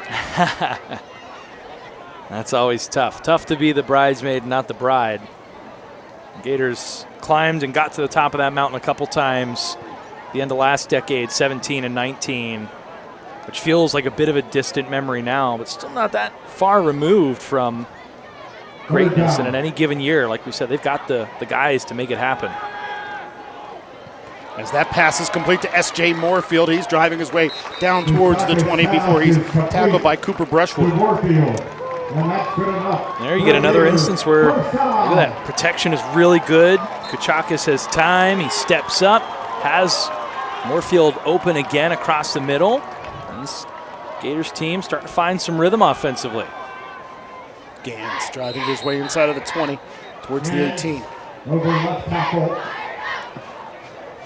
Well, it's staying faithful to the run here. You're also at a place here under 2 minutes where you want to use clock no matter what happens. You want to make sure that you're not giving the Little Lions a ton of time the other way. They still have all 3 timeouts. So they've got an opportunity to score points if you don't have effective clock management. Kuchakis finds an open receiver into the end zone. Go the Gateway Gators as Casey Carter catches it for the Gateway TD. Looked like Carter had to hang up for just a minute here. You'll see that ball a little high, but then Carter able to just turn on the Jets. Good angle. Knows he has that outside of the field to work with. Breaks towards that pylon. And there he is. Now he gets settled to block. Feeling good. Just scored the first 6 points of the season for the Gators. Coco with the PAT out of the hold of Kachakis, and the PAT is good. And Gateway's on the board, trailing State College 28-7, but a very good drive for the Gateway offense there. And if you're Don Hull, I mean, nobody loves going into the half potentially down 3 scores. But we've seen here tonight this team get better as the night has gone on both sides of the ball. Defensively, they've made some big stops. Kachakis is starting to settle in. You saw some big-time throws, some great designed runs, great awareness. Really love that play where he was able to duck away from the would-be sack, dump it off to the safety valve into the flats. And so, you know, if you button up some of these mistakes, you're right in this game. And again, it's, you know, for all intents and purposes, isn't, you know, it's not a Big East game. It's not going to count towards getting into the postseason that way. But I know we haven't really talked about it. Interesting this year that there's the selection committee choosing the wild card. So this game does still hold some weight because there is that objectivity that's going to go into the postseason, especially after you saw a couple teams last year, Upper St. Clair 8-2, Woodland Hills 6-4, both had really good seasons, passed the eye test, didn't make the postseason. As you take another look at the touchdown throw and catch, that's got to feel good for Kachakis to get that first one under his belt after a tough first part of this first half, throwing a couple pick sixes. You got your first varsity touchdown under your belt. Now you just sort of put your head down and keep going back to work. But it'll be interesting, right? I mean, these games do all hold a little bit more weight because at the end of the year, that full body of work, if you're on that fringe, and the Big East is tough this year. You're bringing in some tougher teams. I think one team you don't want to necessarily sleep on is Latrobe, that performed really well, played Aliquippa, tough in the postseason in 4A. So if the Gators end up in a position where they've got to be on that cusp of a wild card, every game's going to matter a little bit more. Coco kicks that one out of bounds and takes a knee. Looks like he may have hurt his hamstring a little bit on that kick. So, Vince, as we talk more about that playoff formatting, the one thing the Gators can do to make sure that they're not concerning themselves with that committee is finish in the top 3 in the conference. Yeah. And obviously, it's a big task, and we saw that conference already. Woodland Hills, you know, they're going to be one of the top teams in the conference. So is Penn Trafford. But if Gateway can be competitive, beat one of those 2 teams and handle their business against everybody else, they've got themselves into the playoffs. Yeah. I mean, simply put, yeah. I mean, there'll be tests up and down the schedule. There's teams bringing some pieces back, teams you haven't faced in a few years you got to sort of acclimate to. Franklin Regional is another team that's going to bring back some skill position players that has really played the Gators tough the past few years. But we finally get that game at home this year. We've made the venture out to Murraysville the last few years. So it'll be nice to catch the Panthers here at home for a change. But, you know, the expectation, and I think the ambition for this team is that they'll be top 3 in the conference. But you got to go out there and get it done. You got to take care of business. Conversely, Vince, we're going to be at the Wolverina for the 3rd time in 4 years this season. As that kick by Lococo a little bit short. Sliding down with the return is Salazar. We've talked about the weather a few times tonight. Maybe that'll be a Goldilocks situation. You know, it was 3-4 years ago we went there and it was bitterly cold. Gators got out of there with a 21-16 win. I think the last time we were there, Wolverines early in the season got a non-conference win and it was blisteringly hot. So maybe this time it'll be just right.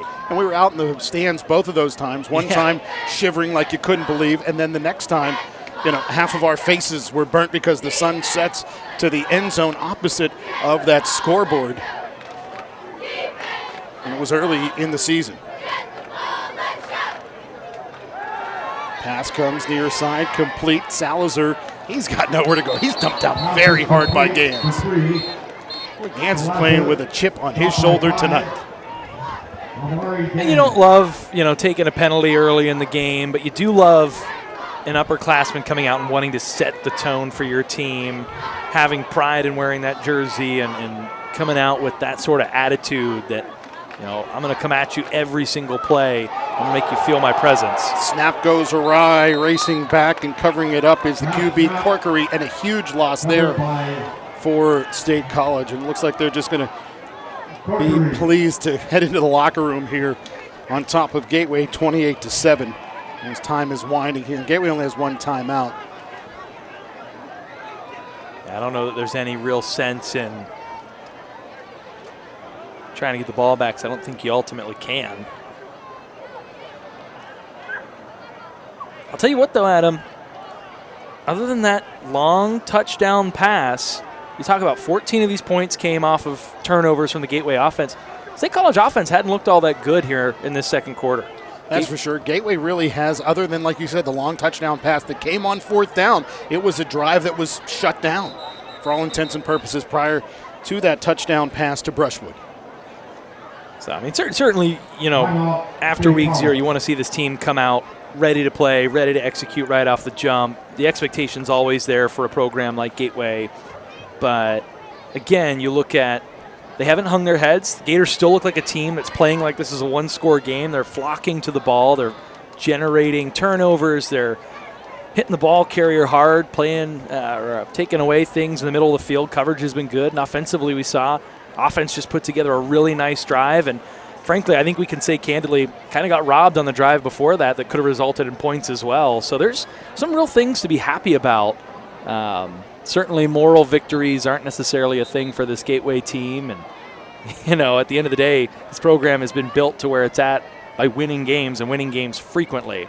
But, with a whole new backfield and a new cast of folks, different spaces on the defensive side of the ball, there's some things you really like to see here early. And don't forget, Gateway is doing this without an all-conference player on both sides of the field. That's a great point. No Kenny Lewis on the offensive side of the ball, and no Mark Knight on the defensive side of the ball. Yeah, you wonder with Lewis in the secondary, does that happen? If Lewis is out there offensively, do those pick sixes happen? Because you've got one of the best receivers in the WPIAL to get the ball to. It's a great point.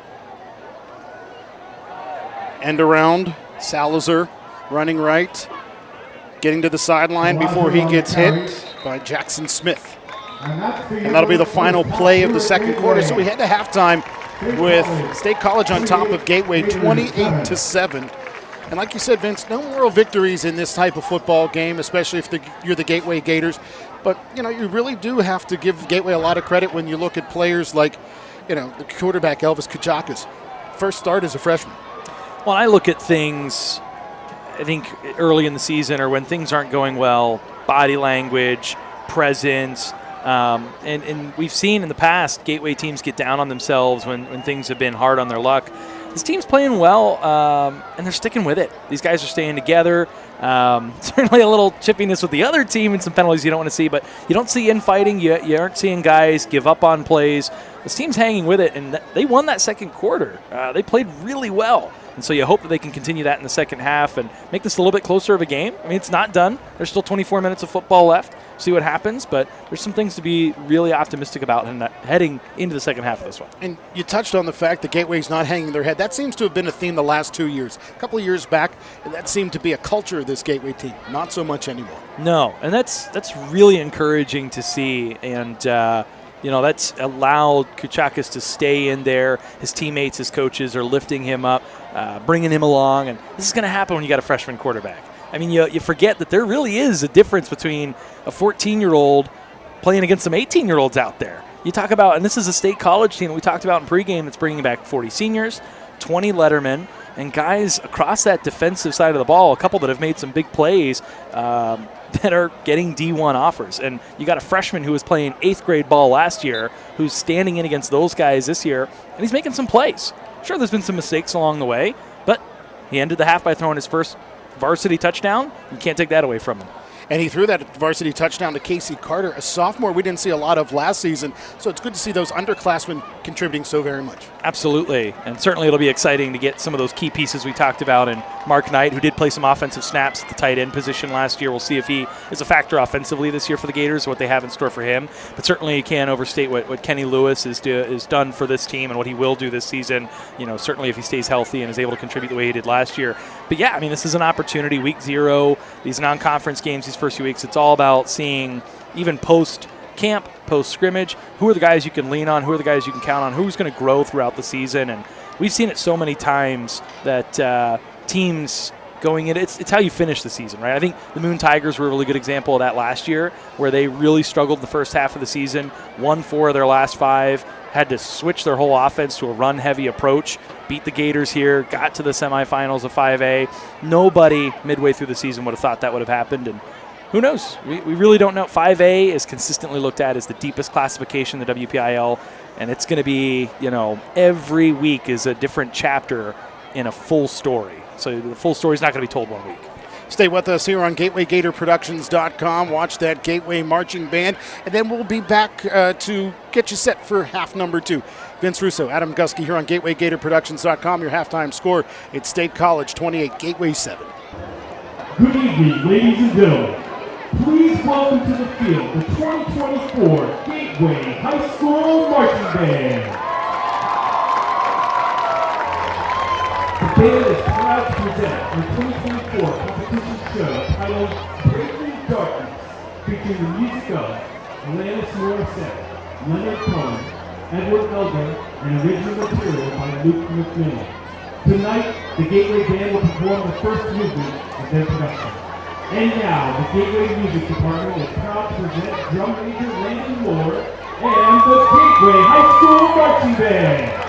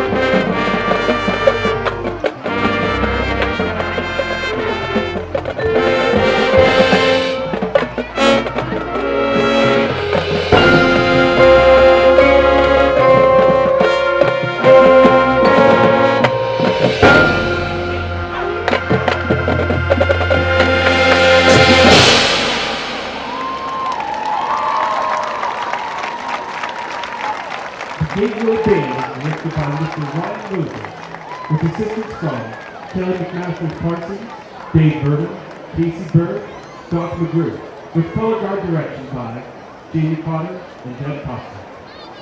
Thank you for your kind support.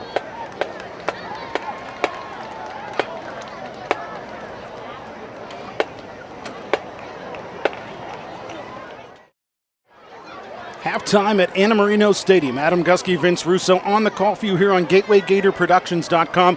And Vince, first half, Gateway certainly had their struggles, especially in the first quarter, but they got their legs underneath them in quarter number 2. But as we take a look at some of the scoring later in that first half, we saw State College not just with a pick 6, but a long touchdown pass as well. Yeah, really unfortunate. We talked about it. They had forced them into 3rd and 4th and longs throughout that second quarter. Another one there.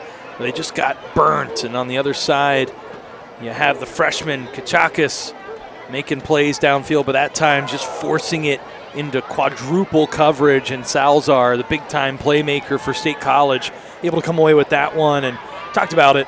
You throw where 4 white jerseys are and one picks it off, that means he's got 3 blockers right around him, and he was able to house that one. But recovered well. We talked about the resiliency this team has showed in the first half, the touchdown connection there to Casey Carter. Gators were playing better football at the end of that first half, and it'll be really interesting to see what adjustments are made and if they can continue that, maybe make a little bit of a game of this and head out of week 0, even if not with a win, which is still up in the air. We'll see what happens, right? Crazier things have happened, but at least with a really good sense of what you have moving forward and some mojo going into week 1. Absolutely some building blocks, undoubtedly, especially through that second quarter on both sides of the football.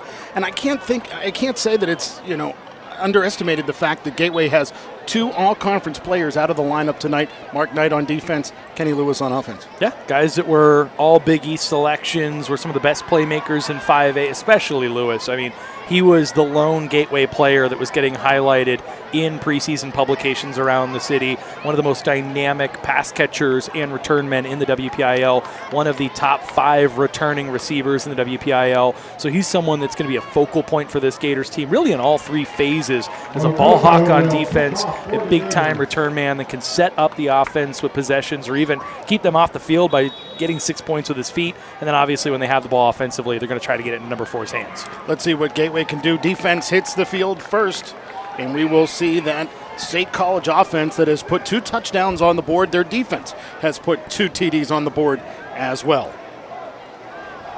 And we are back underway here in Monroeville, PA for half number 2. We wish you a pleasant good evening here in the eastern suburbs of Pittsburgh. Sliding his way forward out across the 30 towards the 32-yard line is the return man, Salazar. Stop by 9. Like to see at some point, hopefully Lococo can get a little more on those as the season goes on, laying those up around the 20. The one plus side of it is you're allowing those Gator tacklers to get downfield quickly. You're not allowing there to be a ton of time to set things up for the return man. But on the other side, if he's already starting with the ball in his hands at the 20 and he's getting up over the 30 consistently, you're sort of giving away 10 to 15 yards you'd like to have back to try and make offenses work a little bit harder against your defense. Corkery, the QB, returning starter for State College as they will go to the ground, and it's Rowan Walker. So Walker, the RB2 for State College, has a fumble on the evening for State College, and he's in there now because Lamar Wilson was ejected back in the first half. We still don't know exactly what went down there, not necessarily of the most vital importance, but he is out of the game, and so State College will get a look at the sophomore here as this half goes on.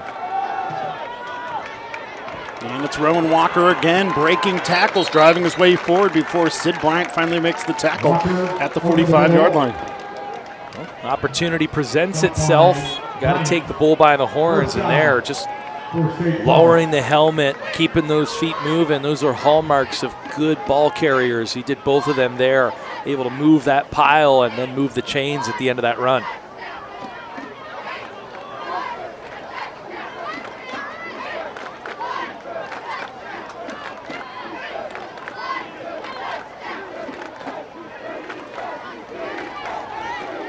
Wing motions to the right, a stutter step.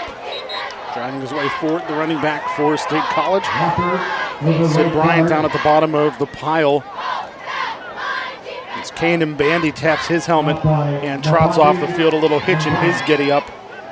And he is probably a little bit more valuable on the other side of the football.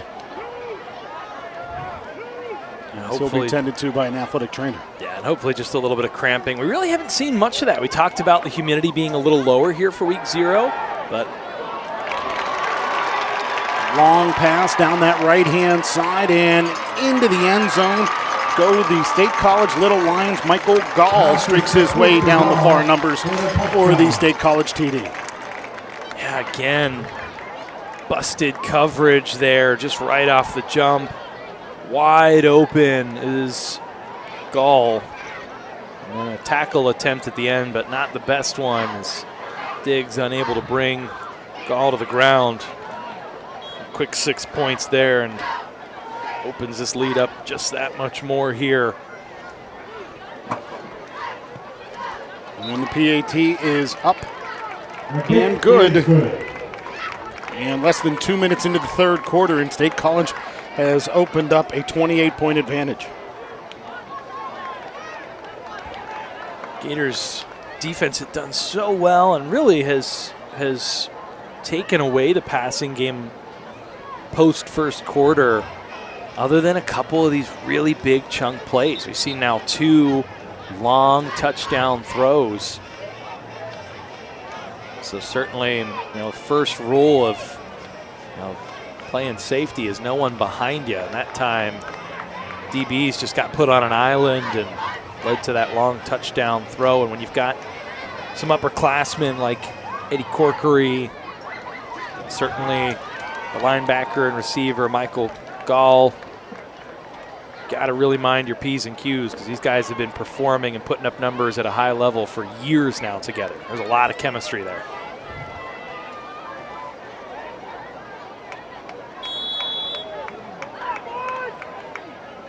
And from our vantage point, taking a look at K&M Bandy, he's getting stretched out. Looks like he has a hamstring cramp, because the calf cramps aren't bad enough. Got to have even a larger, more major muscle in your leg cramp up. As this end-over-end kick will push S.J. Moorfield back inside of the 5. And he'll step out of bounds near the 20. We'll say at the 19 where it's 1st and 10 for Gateway, and we'll get a chance to look at the Gateway offense for the first time in the second half as they trail by 28 points. I'm excited to see half number 2 with this freshman, a chance to get coached up in the locker room, chance to sort of sit, pause, think about what transpired there in half number 1. Certainly there were some low lights, the 2 pick sixes, and then the touchdown throw and a couple real nice runs in that second quarter towards halftime for Elvis Kachakis. Handoff, Gans slides his way through some traffic, shows some strength as he carries it out towards the 25 before he's brought down. If the Gators are able to do that this season, pick up some chunk yards on first down on the ground, that opens the playbook up so much. That takes so much pressure off of the freshman. Nice little stutter step there. Gans finds some room over right end before being forced out of bounds. Top on the play by Quincy Smith. Yeah, again, nice little move there to freeze the defensive player there. The linebacker, Sina Agdobzi. Then just getting towards the sidelines, getting a few extra yards, moving the chains. Carter motions to the left of the formation. Snap high. Kachakis tucks, runs, picks up positive yards. There's a flag back behind the play, though, as Kachakis picks up the first down into State College territory. Yeah, that's coming back. There's a hold down there, number 76 for the Gators, Logan Heverly.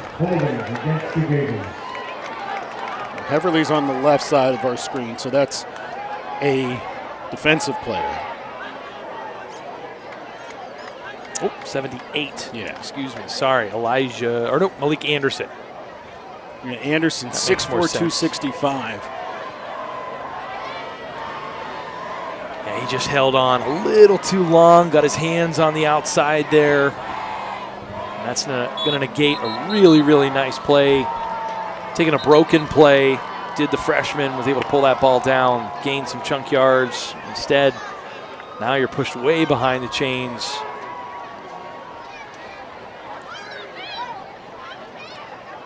And again, held up by the officials after a penalty. So instead of 1st and 10, it's 1st and 20. And instead of being inside of State College territory, it's back at the 27, but a flag is reaching the neutral zone are the State College Lions.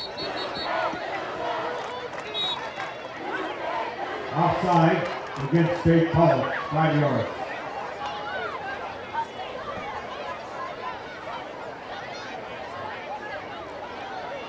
Referee comes over. He wants to talk to some of the Gateway coaches. They want to adjust the clock.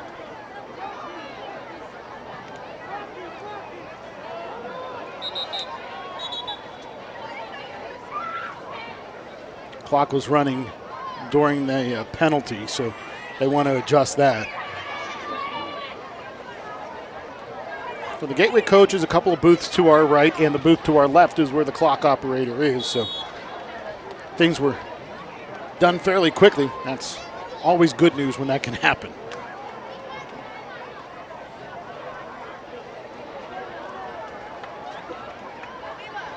Kachaka sends Gans in motion, option left. He's going to tuck it and run it himself. Picks up a handful of yards, make it 6 or 7 out towards the 40. Boy, and if he would have been able to gallop out of that last shoestring tackle, he probably could have had about double that. So he had a little bit of room there in front of him and a block set there as he had Tristan Houston in front of him leading the way. Michael Gall makes the tackle for State College. Hand off. Gans tries to cut it right and is able to just get back to the line of scrimmage before the play is blown dead. Nathan Haas involved in the tackle for State College. Yeah, that one blown up in the backfield. Now you have another lineman limping off for the Gators and then going down. Looks like probably a little more cramping. We're getting to that point of the night. It's K&M Bandy. That's the second time he has come up with a cramp here, and this time it's out in the field of play as he'll be tended to. You know, Vince, earlier I touched on the fact that it felt humid. The issue is all that humidity from before the game poured its way into our booth here. Yeah. We went out on the deck. It is a picture-perfect evening for football for the end of August. Yeah, it's real nice. It was nice to step out where our camera operators are, get a little fresh air here. We've got our screen up to block the sun, which is now set, but it gets a little toasty in here. We joked might be a little hot air getting trapped in here. So, well, especially, you know, as the evening goes on and we've got more and more delays to try to fill, including this cramp by K&M Bandy. Next week, Gateway at North Allegheny, 7:30 kickoff up in the North Hills of Pittsburgh. Got a boys soccer game before then. As we look ahead for the Gateway Gators football team at NA at Plum. And then they head into conference play on the road at Kiski for the first time in a long time. We will be at Kiski Stadium, a newer stadium for Kiski Area School District. They used to play in Vandergrift in an old minor league baseball stadium. It was a cool little venue. I had an opportunity to call games there, play games there.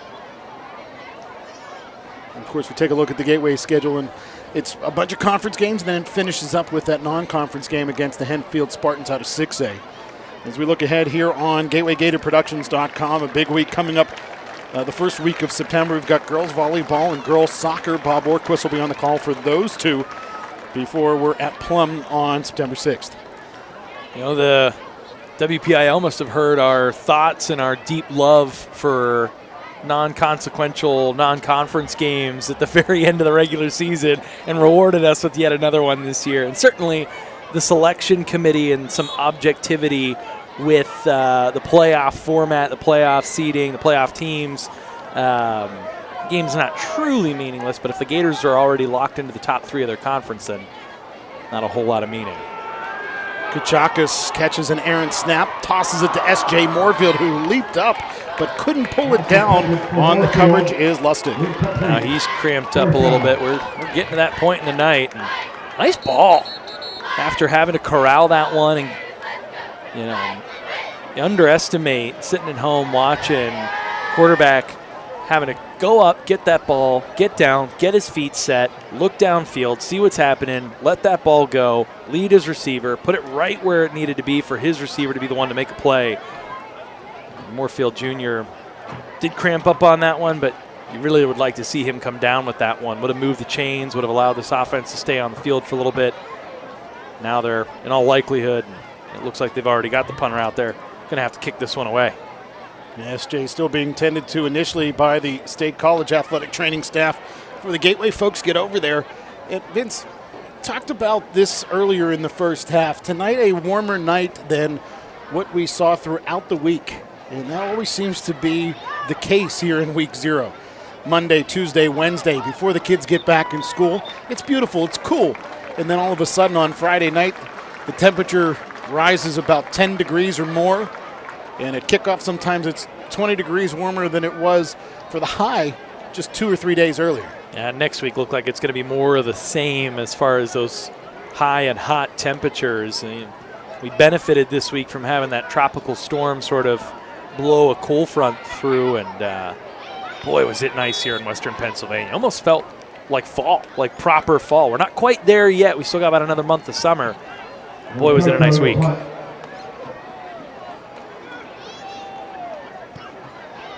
Punt away by Lococo. Fair cut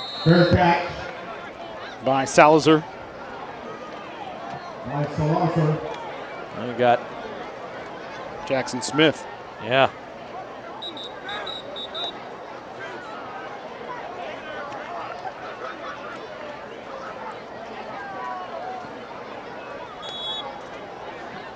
Well, you think about this early season schedule, Adam, certainly the table's set for the Gators to really cut their teeth against some really top quality opponents, right? I mean, you're talking about, not pictured on here, the scrimmage last week against Bell Vernon. Won 3A again last year. We broadcasted one of their postseason games. They had some guys go off to the next level, but certainly return a ton and are touted as going to be a force to be reckoned with as they move up to 4A. And you got State College here tonight, 3-time defending District 6 champions that, as we've talked about ad nauseum, bring a lot back from last year's roster. And then North Allegheny next week, which has aspirations to try and be the first team since North Allegheny's iteration of their team from, I think, 2012 to 2014 that won 3 straight titles at the highest level in these classifications. They're going for a three-peat here in 6A, and they're always locked and loaded. So once they get to Plum and then diving into that early Big East slate, they're going to have really faced some tough competition, and you hope that elevates the play of this team, especially with some real young players at some key positions, that they'll sort of take their lumps in the early going against some really good opponents and come out of it a lot stronger when it comes to Big East play. Jackson Smith, a little hitch in his giddy-up after getting stretched out. Sophomore linebacker for Gateway makes his way to the sideline. Talking about sophomores, Carter Rathfon, 5'10", 235-pound sophomore, was warming up at center and continues to do so because Kane Mbandi has had a couple of cramps, and he is still being worked on. That left, or rather right hamstring still being worked on over here on the sideline. So we may see Rathfon at the center spot, the sophomore. Draw handoff, nowhere to go. The Gators were all over that one. Sid Bryant cleaned it up, but in the backfield first was Elijah Fisher. Boy, was he. he was there. A little contact, a little miscommunication there. Running back runs into one of his blockers. Rowan Walker collides with Daryl Lunan, which allowed big number 58, Fisher, at 6 foot 220 to get in there, make the tackle. Then you talk about getting the backup center in this case for some cramping, some injury. Candidly, Adam, you're also at a point in the game where give the guy some reps, give the guy a look. Especially when you've got a player like Mbandi who plays both ways.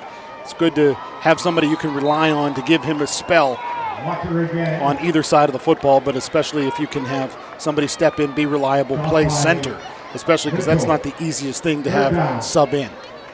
Absolutely. Yeah, it's a long season. And Mbandi get a little rest over there. You know, with a lot of these games, one of your biggest objectives, along with cultivating your team for the season, trying to get some reps here early, is get out of Dodge as healthy as possible. High snap, caught though, as Corkery throws to the near side for Damier Code, and Code is brought down shy of the line to gain at around the 41-yard line. Well, now decision time for the Little Lions. Looks like at least initially they're going to keep that offense on the field in 4th and about a yard. Boy, if the Gators can get a stop here, they put the ball in really good field position. Motion to a power to the right. Or are they just going to try and draw them off? Yeah, some motion, some hard counts. Play clock still with some time, though. We're down to 7 here. And a quick boot. Takes a very nice bounce in favor of State College before that one will. What are you doing? I don't know. What are you doing? Oh, no. The ball was touched by Gateway, and then State College grabbed hold of it. And now we're going to have a conversation. Tristan Houston touched the football, and then State College got it.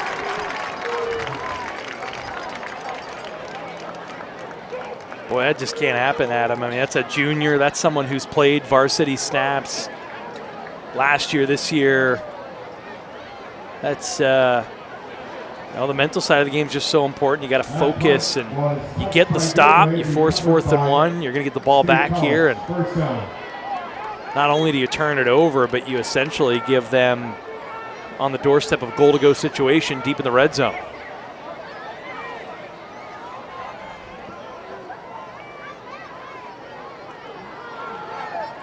So to the ground goes State College. Rowan Walker. Walker drives the pile down towards the 5. Super deflating for a defense that just did the work, got off the field. Now you've got to really stand tall here, back against the wall. Got to dig those heels in. You've been on the field a lot tonight, starting to cramp up a little bit, getting tired. Do you have it in you? Try and turn away this Little Lions offense.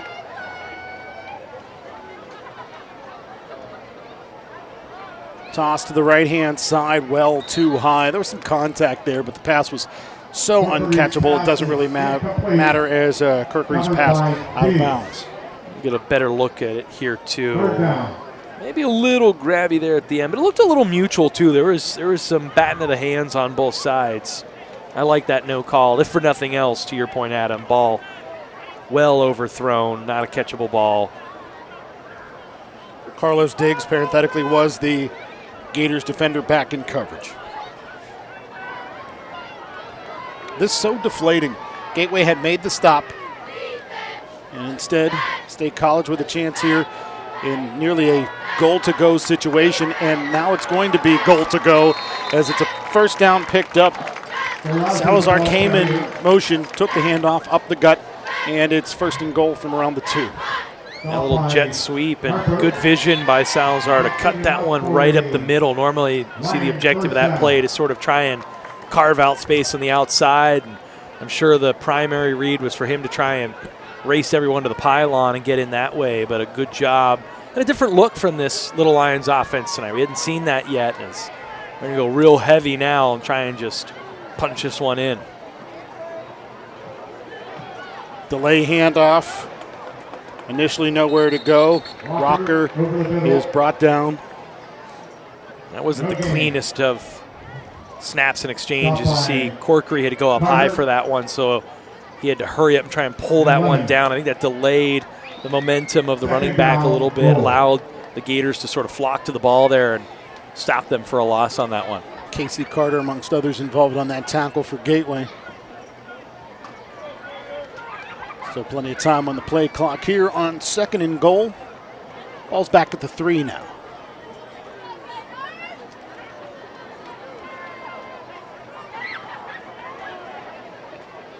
State College checks back to the sideline as the play clock's under 5. High snap, handoff.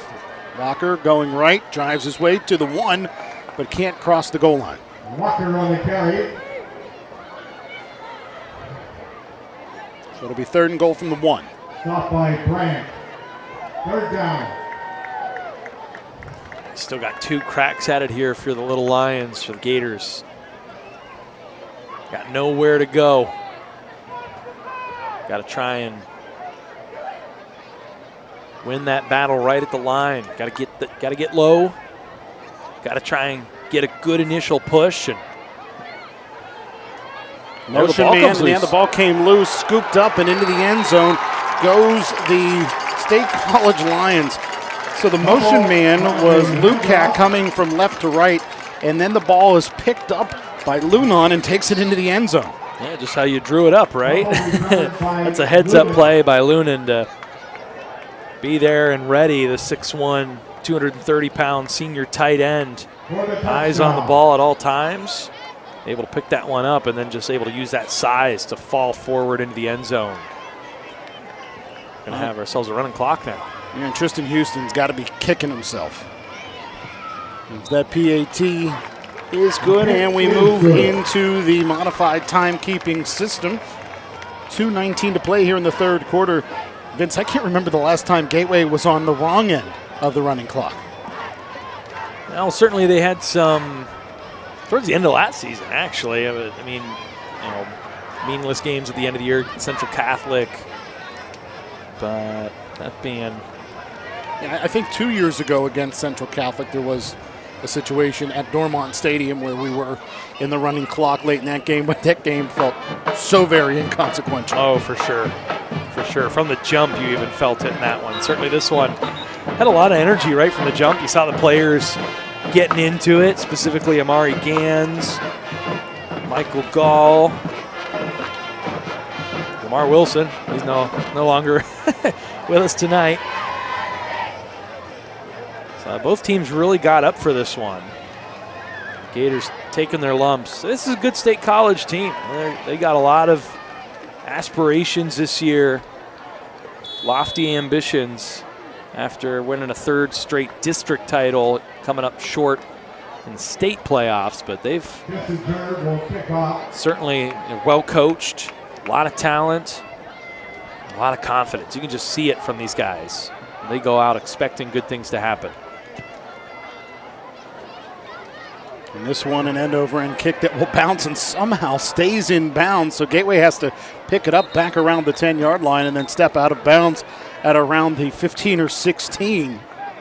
As on the return was Dyson Harper, 6-foot senior. He comes up a little limp after the return.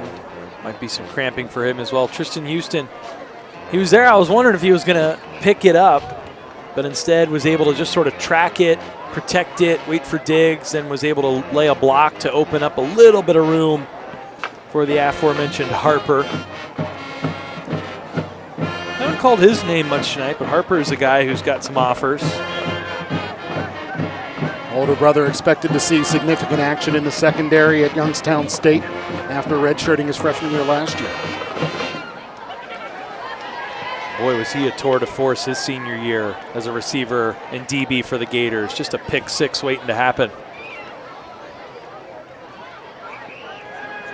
Kachakis rolls right, throws right, racing out of tackles down the near sideline. Yet again, it's Carter. Carter is off to the races, and look at the tight end go for a Gateway touchdown.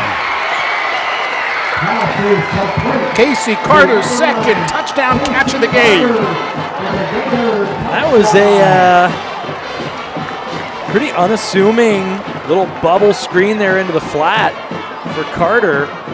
He's able to get the edge. A couple poor angles taken by the Little Lions. Good job staying in bounds. And then there's some deceptive speed by the tight end. That's not normally a position where you see a guy taking those kind of routes to the house, but full marks to Carter as he's able to turn the jets on. That's a long, long touchdown scamper there for the young man.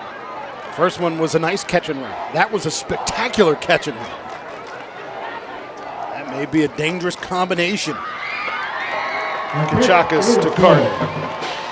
Those are the kind of things, you know, without Kenny Lewis in the lineup tonight, demanding a lot of targets and attention offensively, that you get to see. And now, when you do have Lewis in the lineup, and he's having a game and teams start to double or triple cover him, you know you've got a guy underneath at tight end who can make big things happen, and more importantly, as we've seen twice now tonight, pick up big-time yards after the catch. And what's great about having a tight end with that kind of speed is he has the strength to break tackles and the speed to break away. Casey Carter, 6 feet 205, Gateway tight end, looking great out there.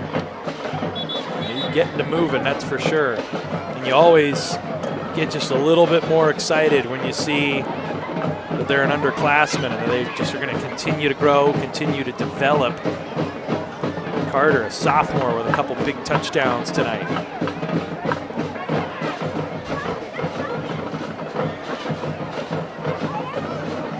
Ultimately, the scoreboard's not the way the Gators want it, but there are certainly some building blocks to use as a foundation for the 2024 season thus far tonight.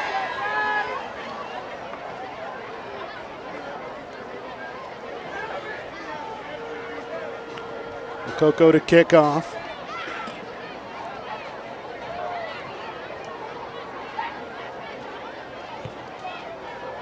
This one a low kick to around the 15. Got a little more distance on that one, but not the hang time. It's kind of a catch-22 thus far for Lococo. Yeah, those are the ones that are dangerous, Adam, because the opposite of what we talked about the last time, they were sort of hanging up around the 20 a little bit. It really allowed the Gators to get downfield and hem in the return man. Here, you put it on a rope like that, your return man can grab it in stride and just go upfield quickly while guys are still getting downfield. And that could be real dangerous for your return team, or your kick coverage team, excuse me. On that kickoff return by Brushwood, Colin Ireland, who was sent on late onto the kickoff team, ended up making the tackle.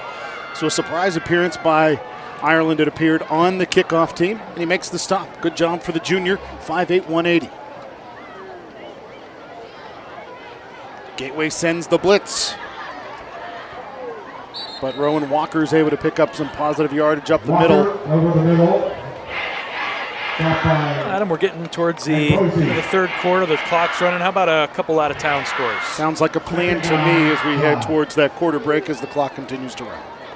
One of the teams getting a lot of talk in 5A, Upper St. Clair, had a test tonight against Mount Lebanon, came in with a 42-22 win over in Lebo. That's a team that has lofty aspirations. Probably one of the biggest results of the evening people might be talking about. Norwin 26, Penn Trafford 14. Wow. Now Norwin, of course, is a 6A team this year. They moved up, obviously, with the enrollment bump. They moved up to that 6A classification, but they historically have not been a great football team, and they get the victory over one of the teams picked to finish near the top of 5A. And that is correct. We're getting in the ear from Norwin's own Lee Schaefer that that is win 400 for the program at Norwin, so a big milestone for that program. They bring a decent amount back from a team that was a deceptively decent 3-7 team last year that had a really good passing attack, but not a very good secondary.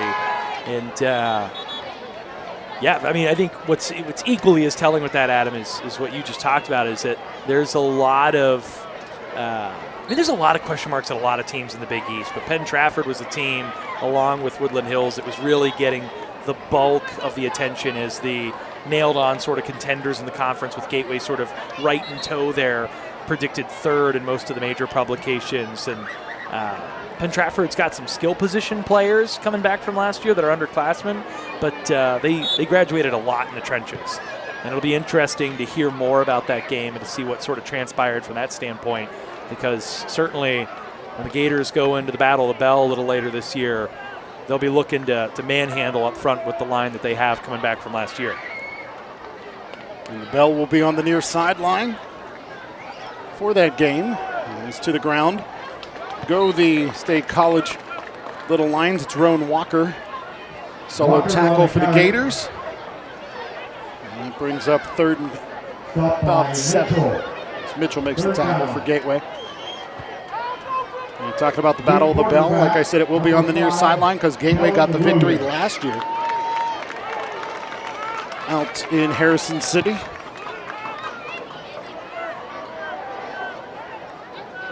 One of the cool rivalries in the WPIAL. Of course, we'll talk about that down the line. Well, and it just seems like those games are always instant classics, right? In the last few years, have really lived up to it. One-score games. A lot of fun. Both coaching staffs, Gateway employees, as that pass down the near sideline is caught. Nice job reaching up, snagging that one. Adam Scherf, 5'10" senior for State College. That was a really nice catch over the shoulder. Nice ball by the backup quarter, Kellen Williams. The State College up by 34, going to the well a little bit, bringing in some underclassmen.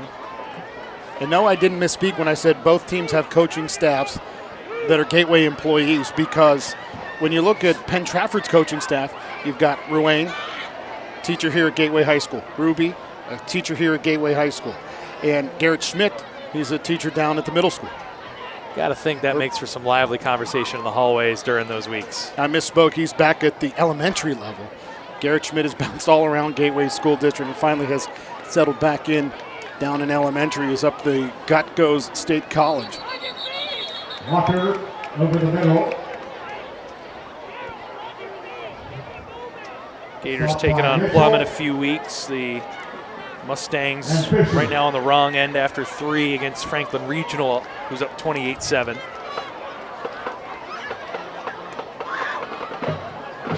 Clock continuing to wind here in the fourth quarter as we are the modified timekeeping system.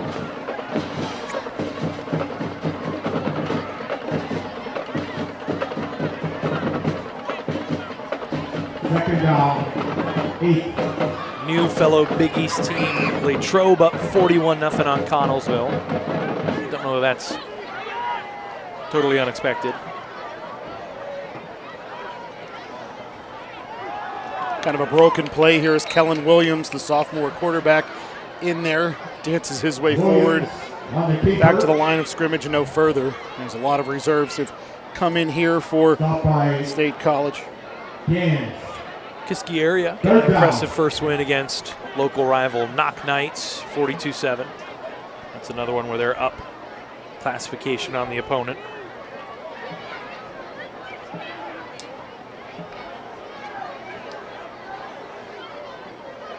Knock, one of those rarities in the WPIAL. A high school named differently than the school district. It is the Southern Butler School District, but it is Knock High School.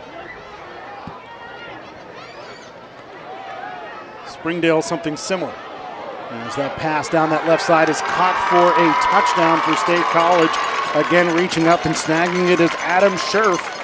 Scherf pulls it in off the toss by Kellen Williams. Good roll out.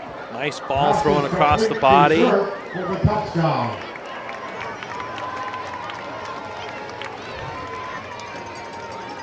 Everything rolling the Little Lions' way. Maddie Zimmerman on to attempt the PAT. 5'10", 150-pound senior.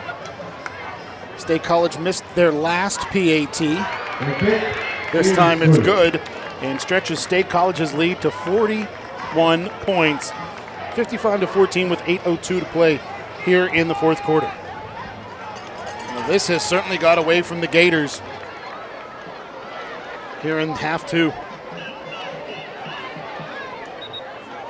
Yeah, you felt the energy dip a little bit. You felt once the game really, I think after that opening touchdown made it 35-7, you really felt the energy get away from the Gators, which is a shame. They'd shown really great resiliency after falling down by 3 scores in that first half. Let's take another look at the Little Lions' path ahead. That is interesting, Adam. I mean, conference the rest of the way. They get this one tune-up, and then they all start meaning a whole lot more next week for the Little Lions.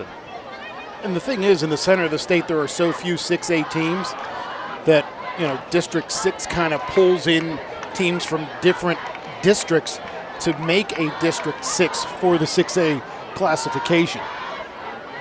So that's why you see teams as close to State College as Altoona, but as far away as, for instance, Carlisle. That's a hike, no doubt about that. Some pretty drives. See a little farmland along the way. Here comes the kick. One player who's got to be kicking himself a bit still is Tristan Houston. This game was still not within reach by any stretch of the imagination, but at least a ball game before Tristan Houston errantly touched punt by State College, and State College ended up getting the ball after the Gators defense got a stop. It was going to be Gateway ball at around their own 20, but instead it ended up being State College ball inside of the Gateway 20, and a few plays later they scored. And he was the DB in coverage on that last touchdown play as well. So a tough second half for number 24. He's shown the ability to make some plays under the bright lights. You just hope that he's able to sort of shake this one off and come back next week full steam ahead, ready to strap it up, make some plays. Elvis Kuchakas motions TJ Mitchell to his right-hand side. Option left. Kuchakas tucks out across the 35. He is hauled down. Hard tackle by Hank Lustig. If he's your guy for the long haul, you have to get a little anxious about him getting hit like that here late in this game with it being as lopsided as it is. I don't mind giving him some opportunities maybe to drop back, use his arm a little bit more, get some of those reps here as they're doing now, but I don't want him to take hits like that. Screen pass, TJ Mitchell, he picks up the Gateway first down out to the 45-yard line. This tackle's made by Rowan Zanoble. At their own 45. Gators used the screen effectively last year. They've had a strong pipeline of running backs who've had good hands out of the backfield. Looks like they'll have that capacity again this year, whether it be Amari Gans starting in the backfield, TJ Mitchell.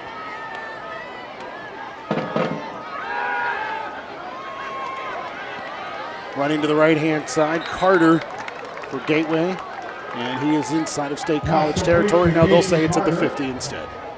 Stop by 50. I'm a little disappointed at him. I thought we were going to see 6 there again.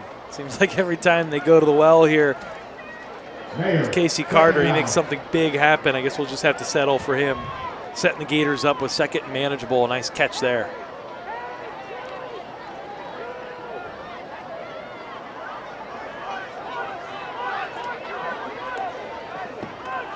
Snap through the hands of Kuchakas. He scoops it up. He runs left. He throws to S.J. Moorfield, and the pass is incomplete. But it looks like Kuchakas, he's got it. There's just something about that eye test. And whether it be a freshman or a senior, you know when a QB's got it, and he's got it. Certainly going to get the ineligible man downfield when a play's broken like that. That'll tend to happen every now and again. But yeah, adding on to that, Adam, agree completely. He doesn't look overwhelmed by the moment whatsoever. He looks composed even after a couple mistakes early. Took his lumps, came back, has thrown a couple touchdowns now. So certainly some stuff to write home about. He's run the ball incredibly effectively.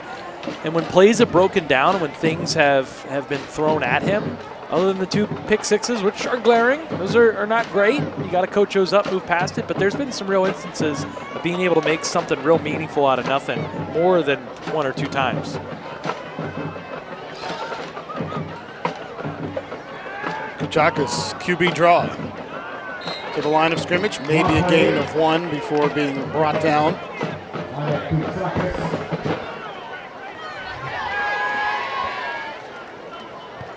So it's 3rd down and 9 as the clock winds towards 4 minutes to go here in quarter number 4. Rowan Zanoble on the tackle. For tuning in from State College, Zanoble A familiar name if you've followed sports over the years in central Pennsylvania. Jess Zanoble from Lock Haven, Pennsylvania. One of the best women's basketball players in St. Francis University history. And St. Francis, obviously, not far from State College. As they're in Loretto, PA. As that pass is complete for a Gateway first down to the 45. Not quite going to give it to him there, Adam. It's going to be fourth. Oh, no, now they are. This official on this side spots the ball at the 45. The official on the far side spots it somewhere else. This has been a comedy of errors at time with where the ball has been spotted, including what could have been a Gateway first down on fourth down on a run by Kuchakas. Mid-second quarter, you felt like they got a raw deal on that one for sure. Pitch to the left. Nowhere to go. TJ Mitchell as he is undercut. 22, TJ Mitchell. Stop by 5, Williams. Ladies and gentlemen, a cell phone was found in the stadium. If you've lost a cell phone, it's at the lower. 11 yards to go here on second down. Stoppage on the field.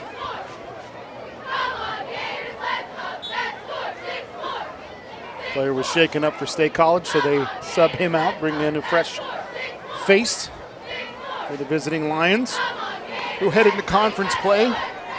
District 6, 6A. Starting next week, while Gateway will play the District 7, 6A champions from the season ago, and the PIAA 6A champions from the season ago, as that pass was initially in the hands of receiver Jaden Stammer, but couldn't hang on to it. We had that call.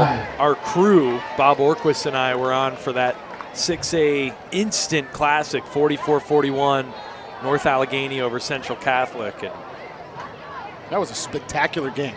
My goodness, yeah, over at Norwin High School, back and forth, last score wins, big time plays up and down the field. Pass through the hands of Stammer, pulled away by Musser, and Musser will drive his way inside of the 30 to the 27-yard line. And you hate to see another interception on the stat sheet for Kuchakas. You almost blink and you miss this, but the ball's taken away initially by Fry, and then just pops out, and Musser grabs it. Boy, if the bounce has literally really gone the way of the Little Lions tonight. You get a touchdown corralled, picked up by Darrell Lunan in the third quarter, and there that one pops loose and just right into the outstretched arms from Anderson Fry over to Nate Musser. Well, that was something. You blink and you miss it because it's 19 and 18, and they're comparable size guys. You got 6'1", 215. 6'1", 180. So a couple pounds from 19 to 18. But yeah, some weird bounces tonight, Adam. A weird game.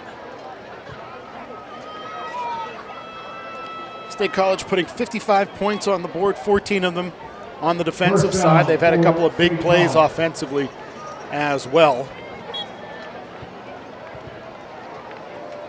As QB3 is in there now, Keen for Manick.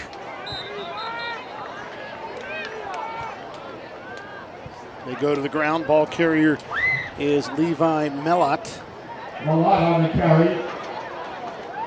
Gain of 5. Well, they'll be back to the drawing board for the Gators after this one. And as we just talked about, they'll have another real tough opponent next week. And you just sort of hope that playing against this cream of the crop talent that they do early in the season just gets them that much more prepared for what they'll face in conference play. A lot to the ground again. Met right near the line of scrimmage by Amari Gans. And Gans makes the stop there. Stop by Gans and Carter.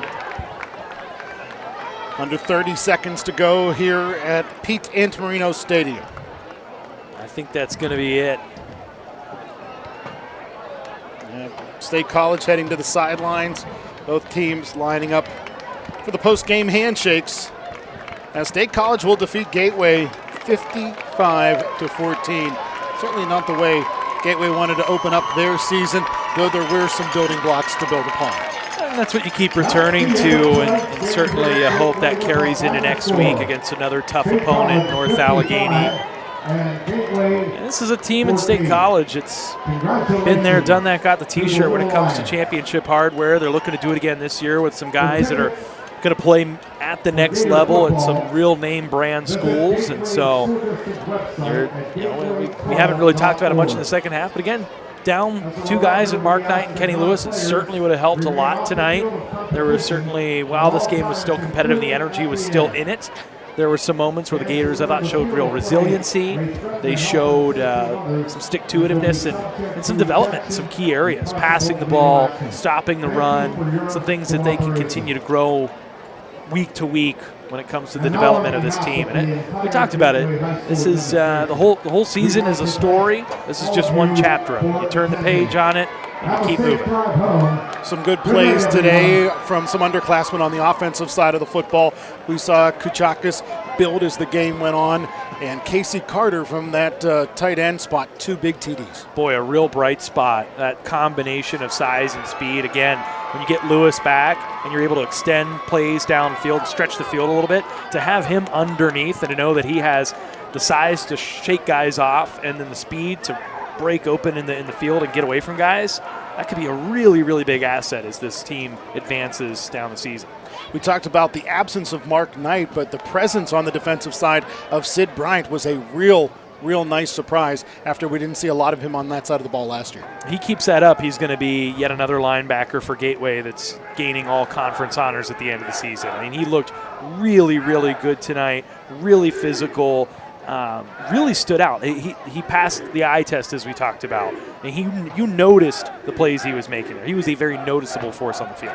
Next week, Gateway takes on the North Allegheny Tigers, and that'll be up in the North Hills of Pittsburgh. So a road game for Gateway with a kickoff at 7:30. And while tonight's test was tough, I think next week even tougher.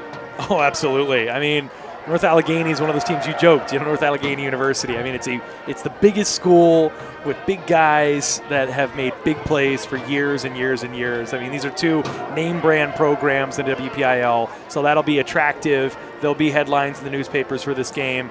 The Gators are going to have to come ready to play because the Tigers are always a real tough team. And Gateway has 3 straight road games before they return here to Antamarino Stadium. So Gateway, they're going to have to get those buses ready.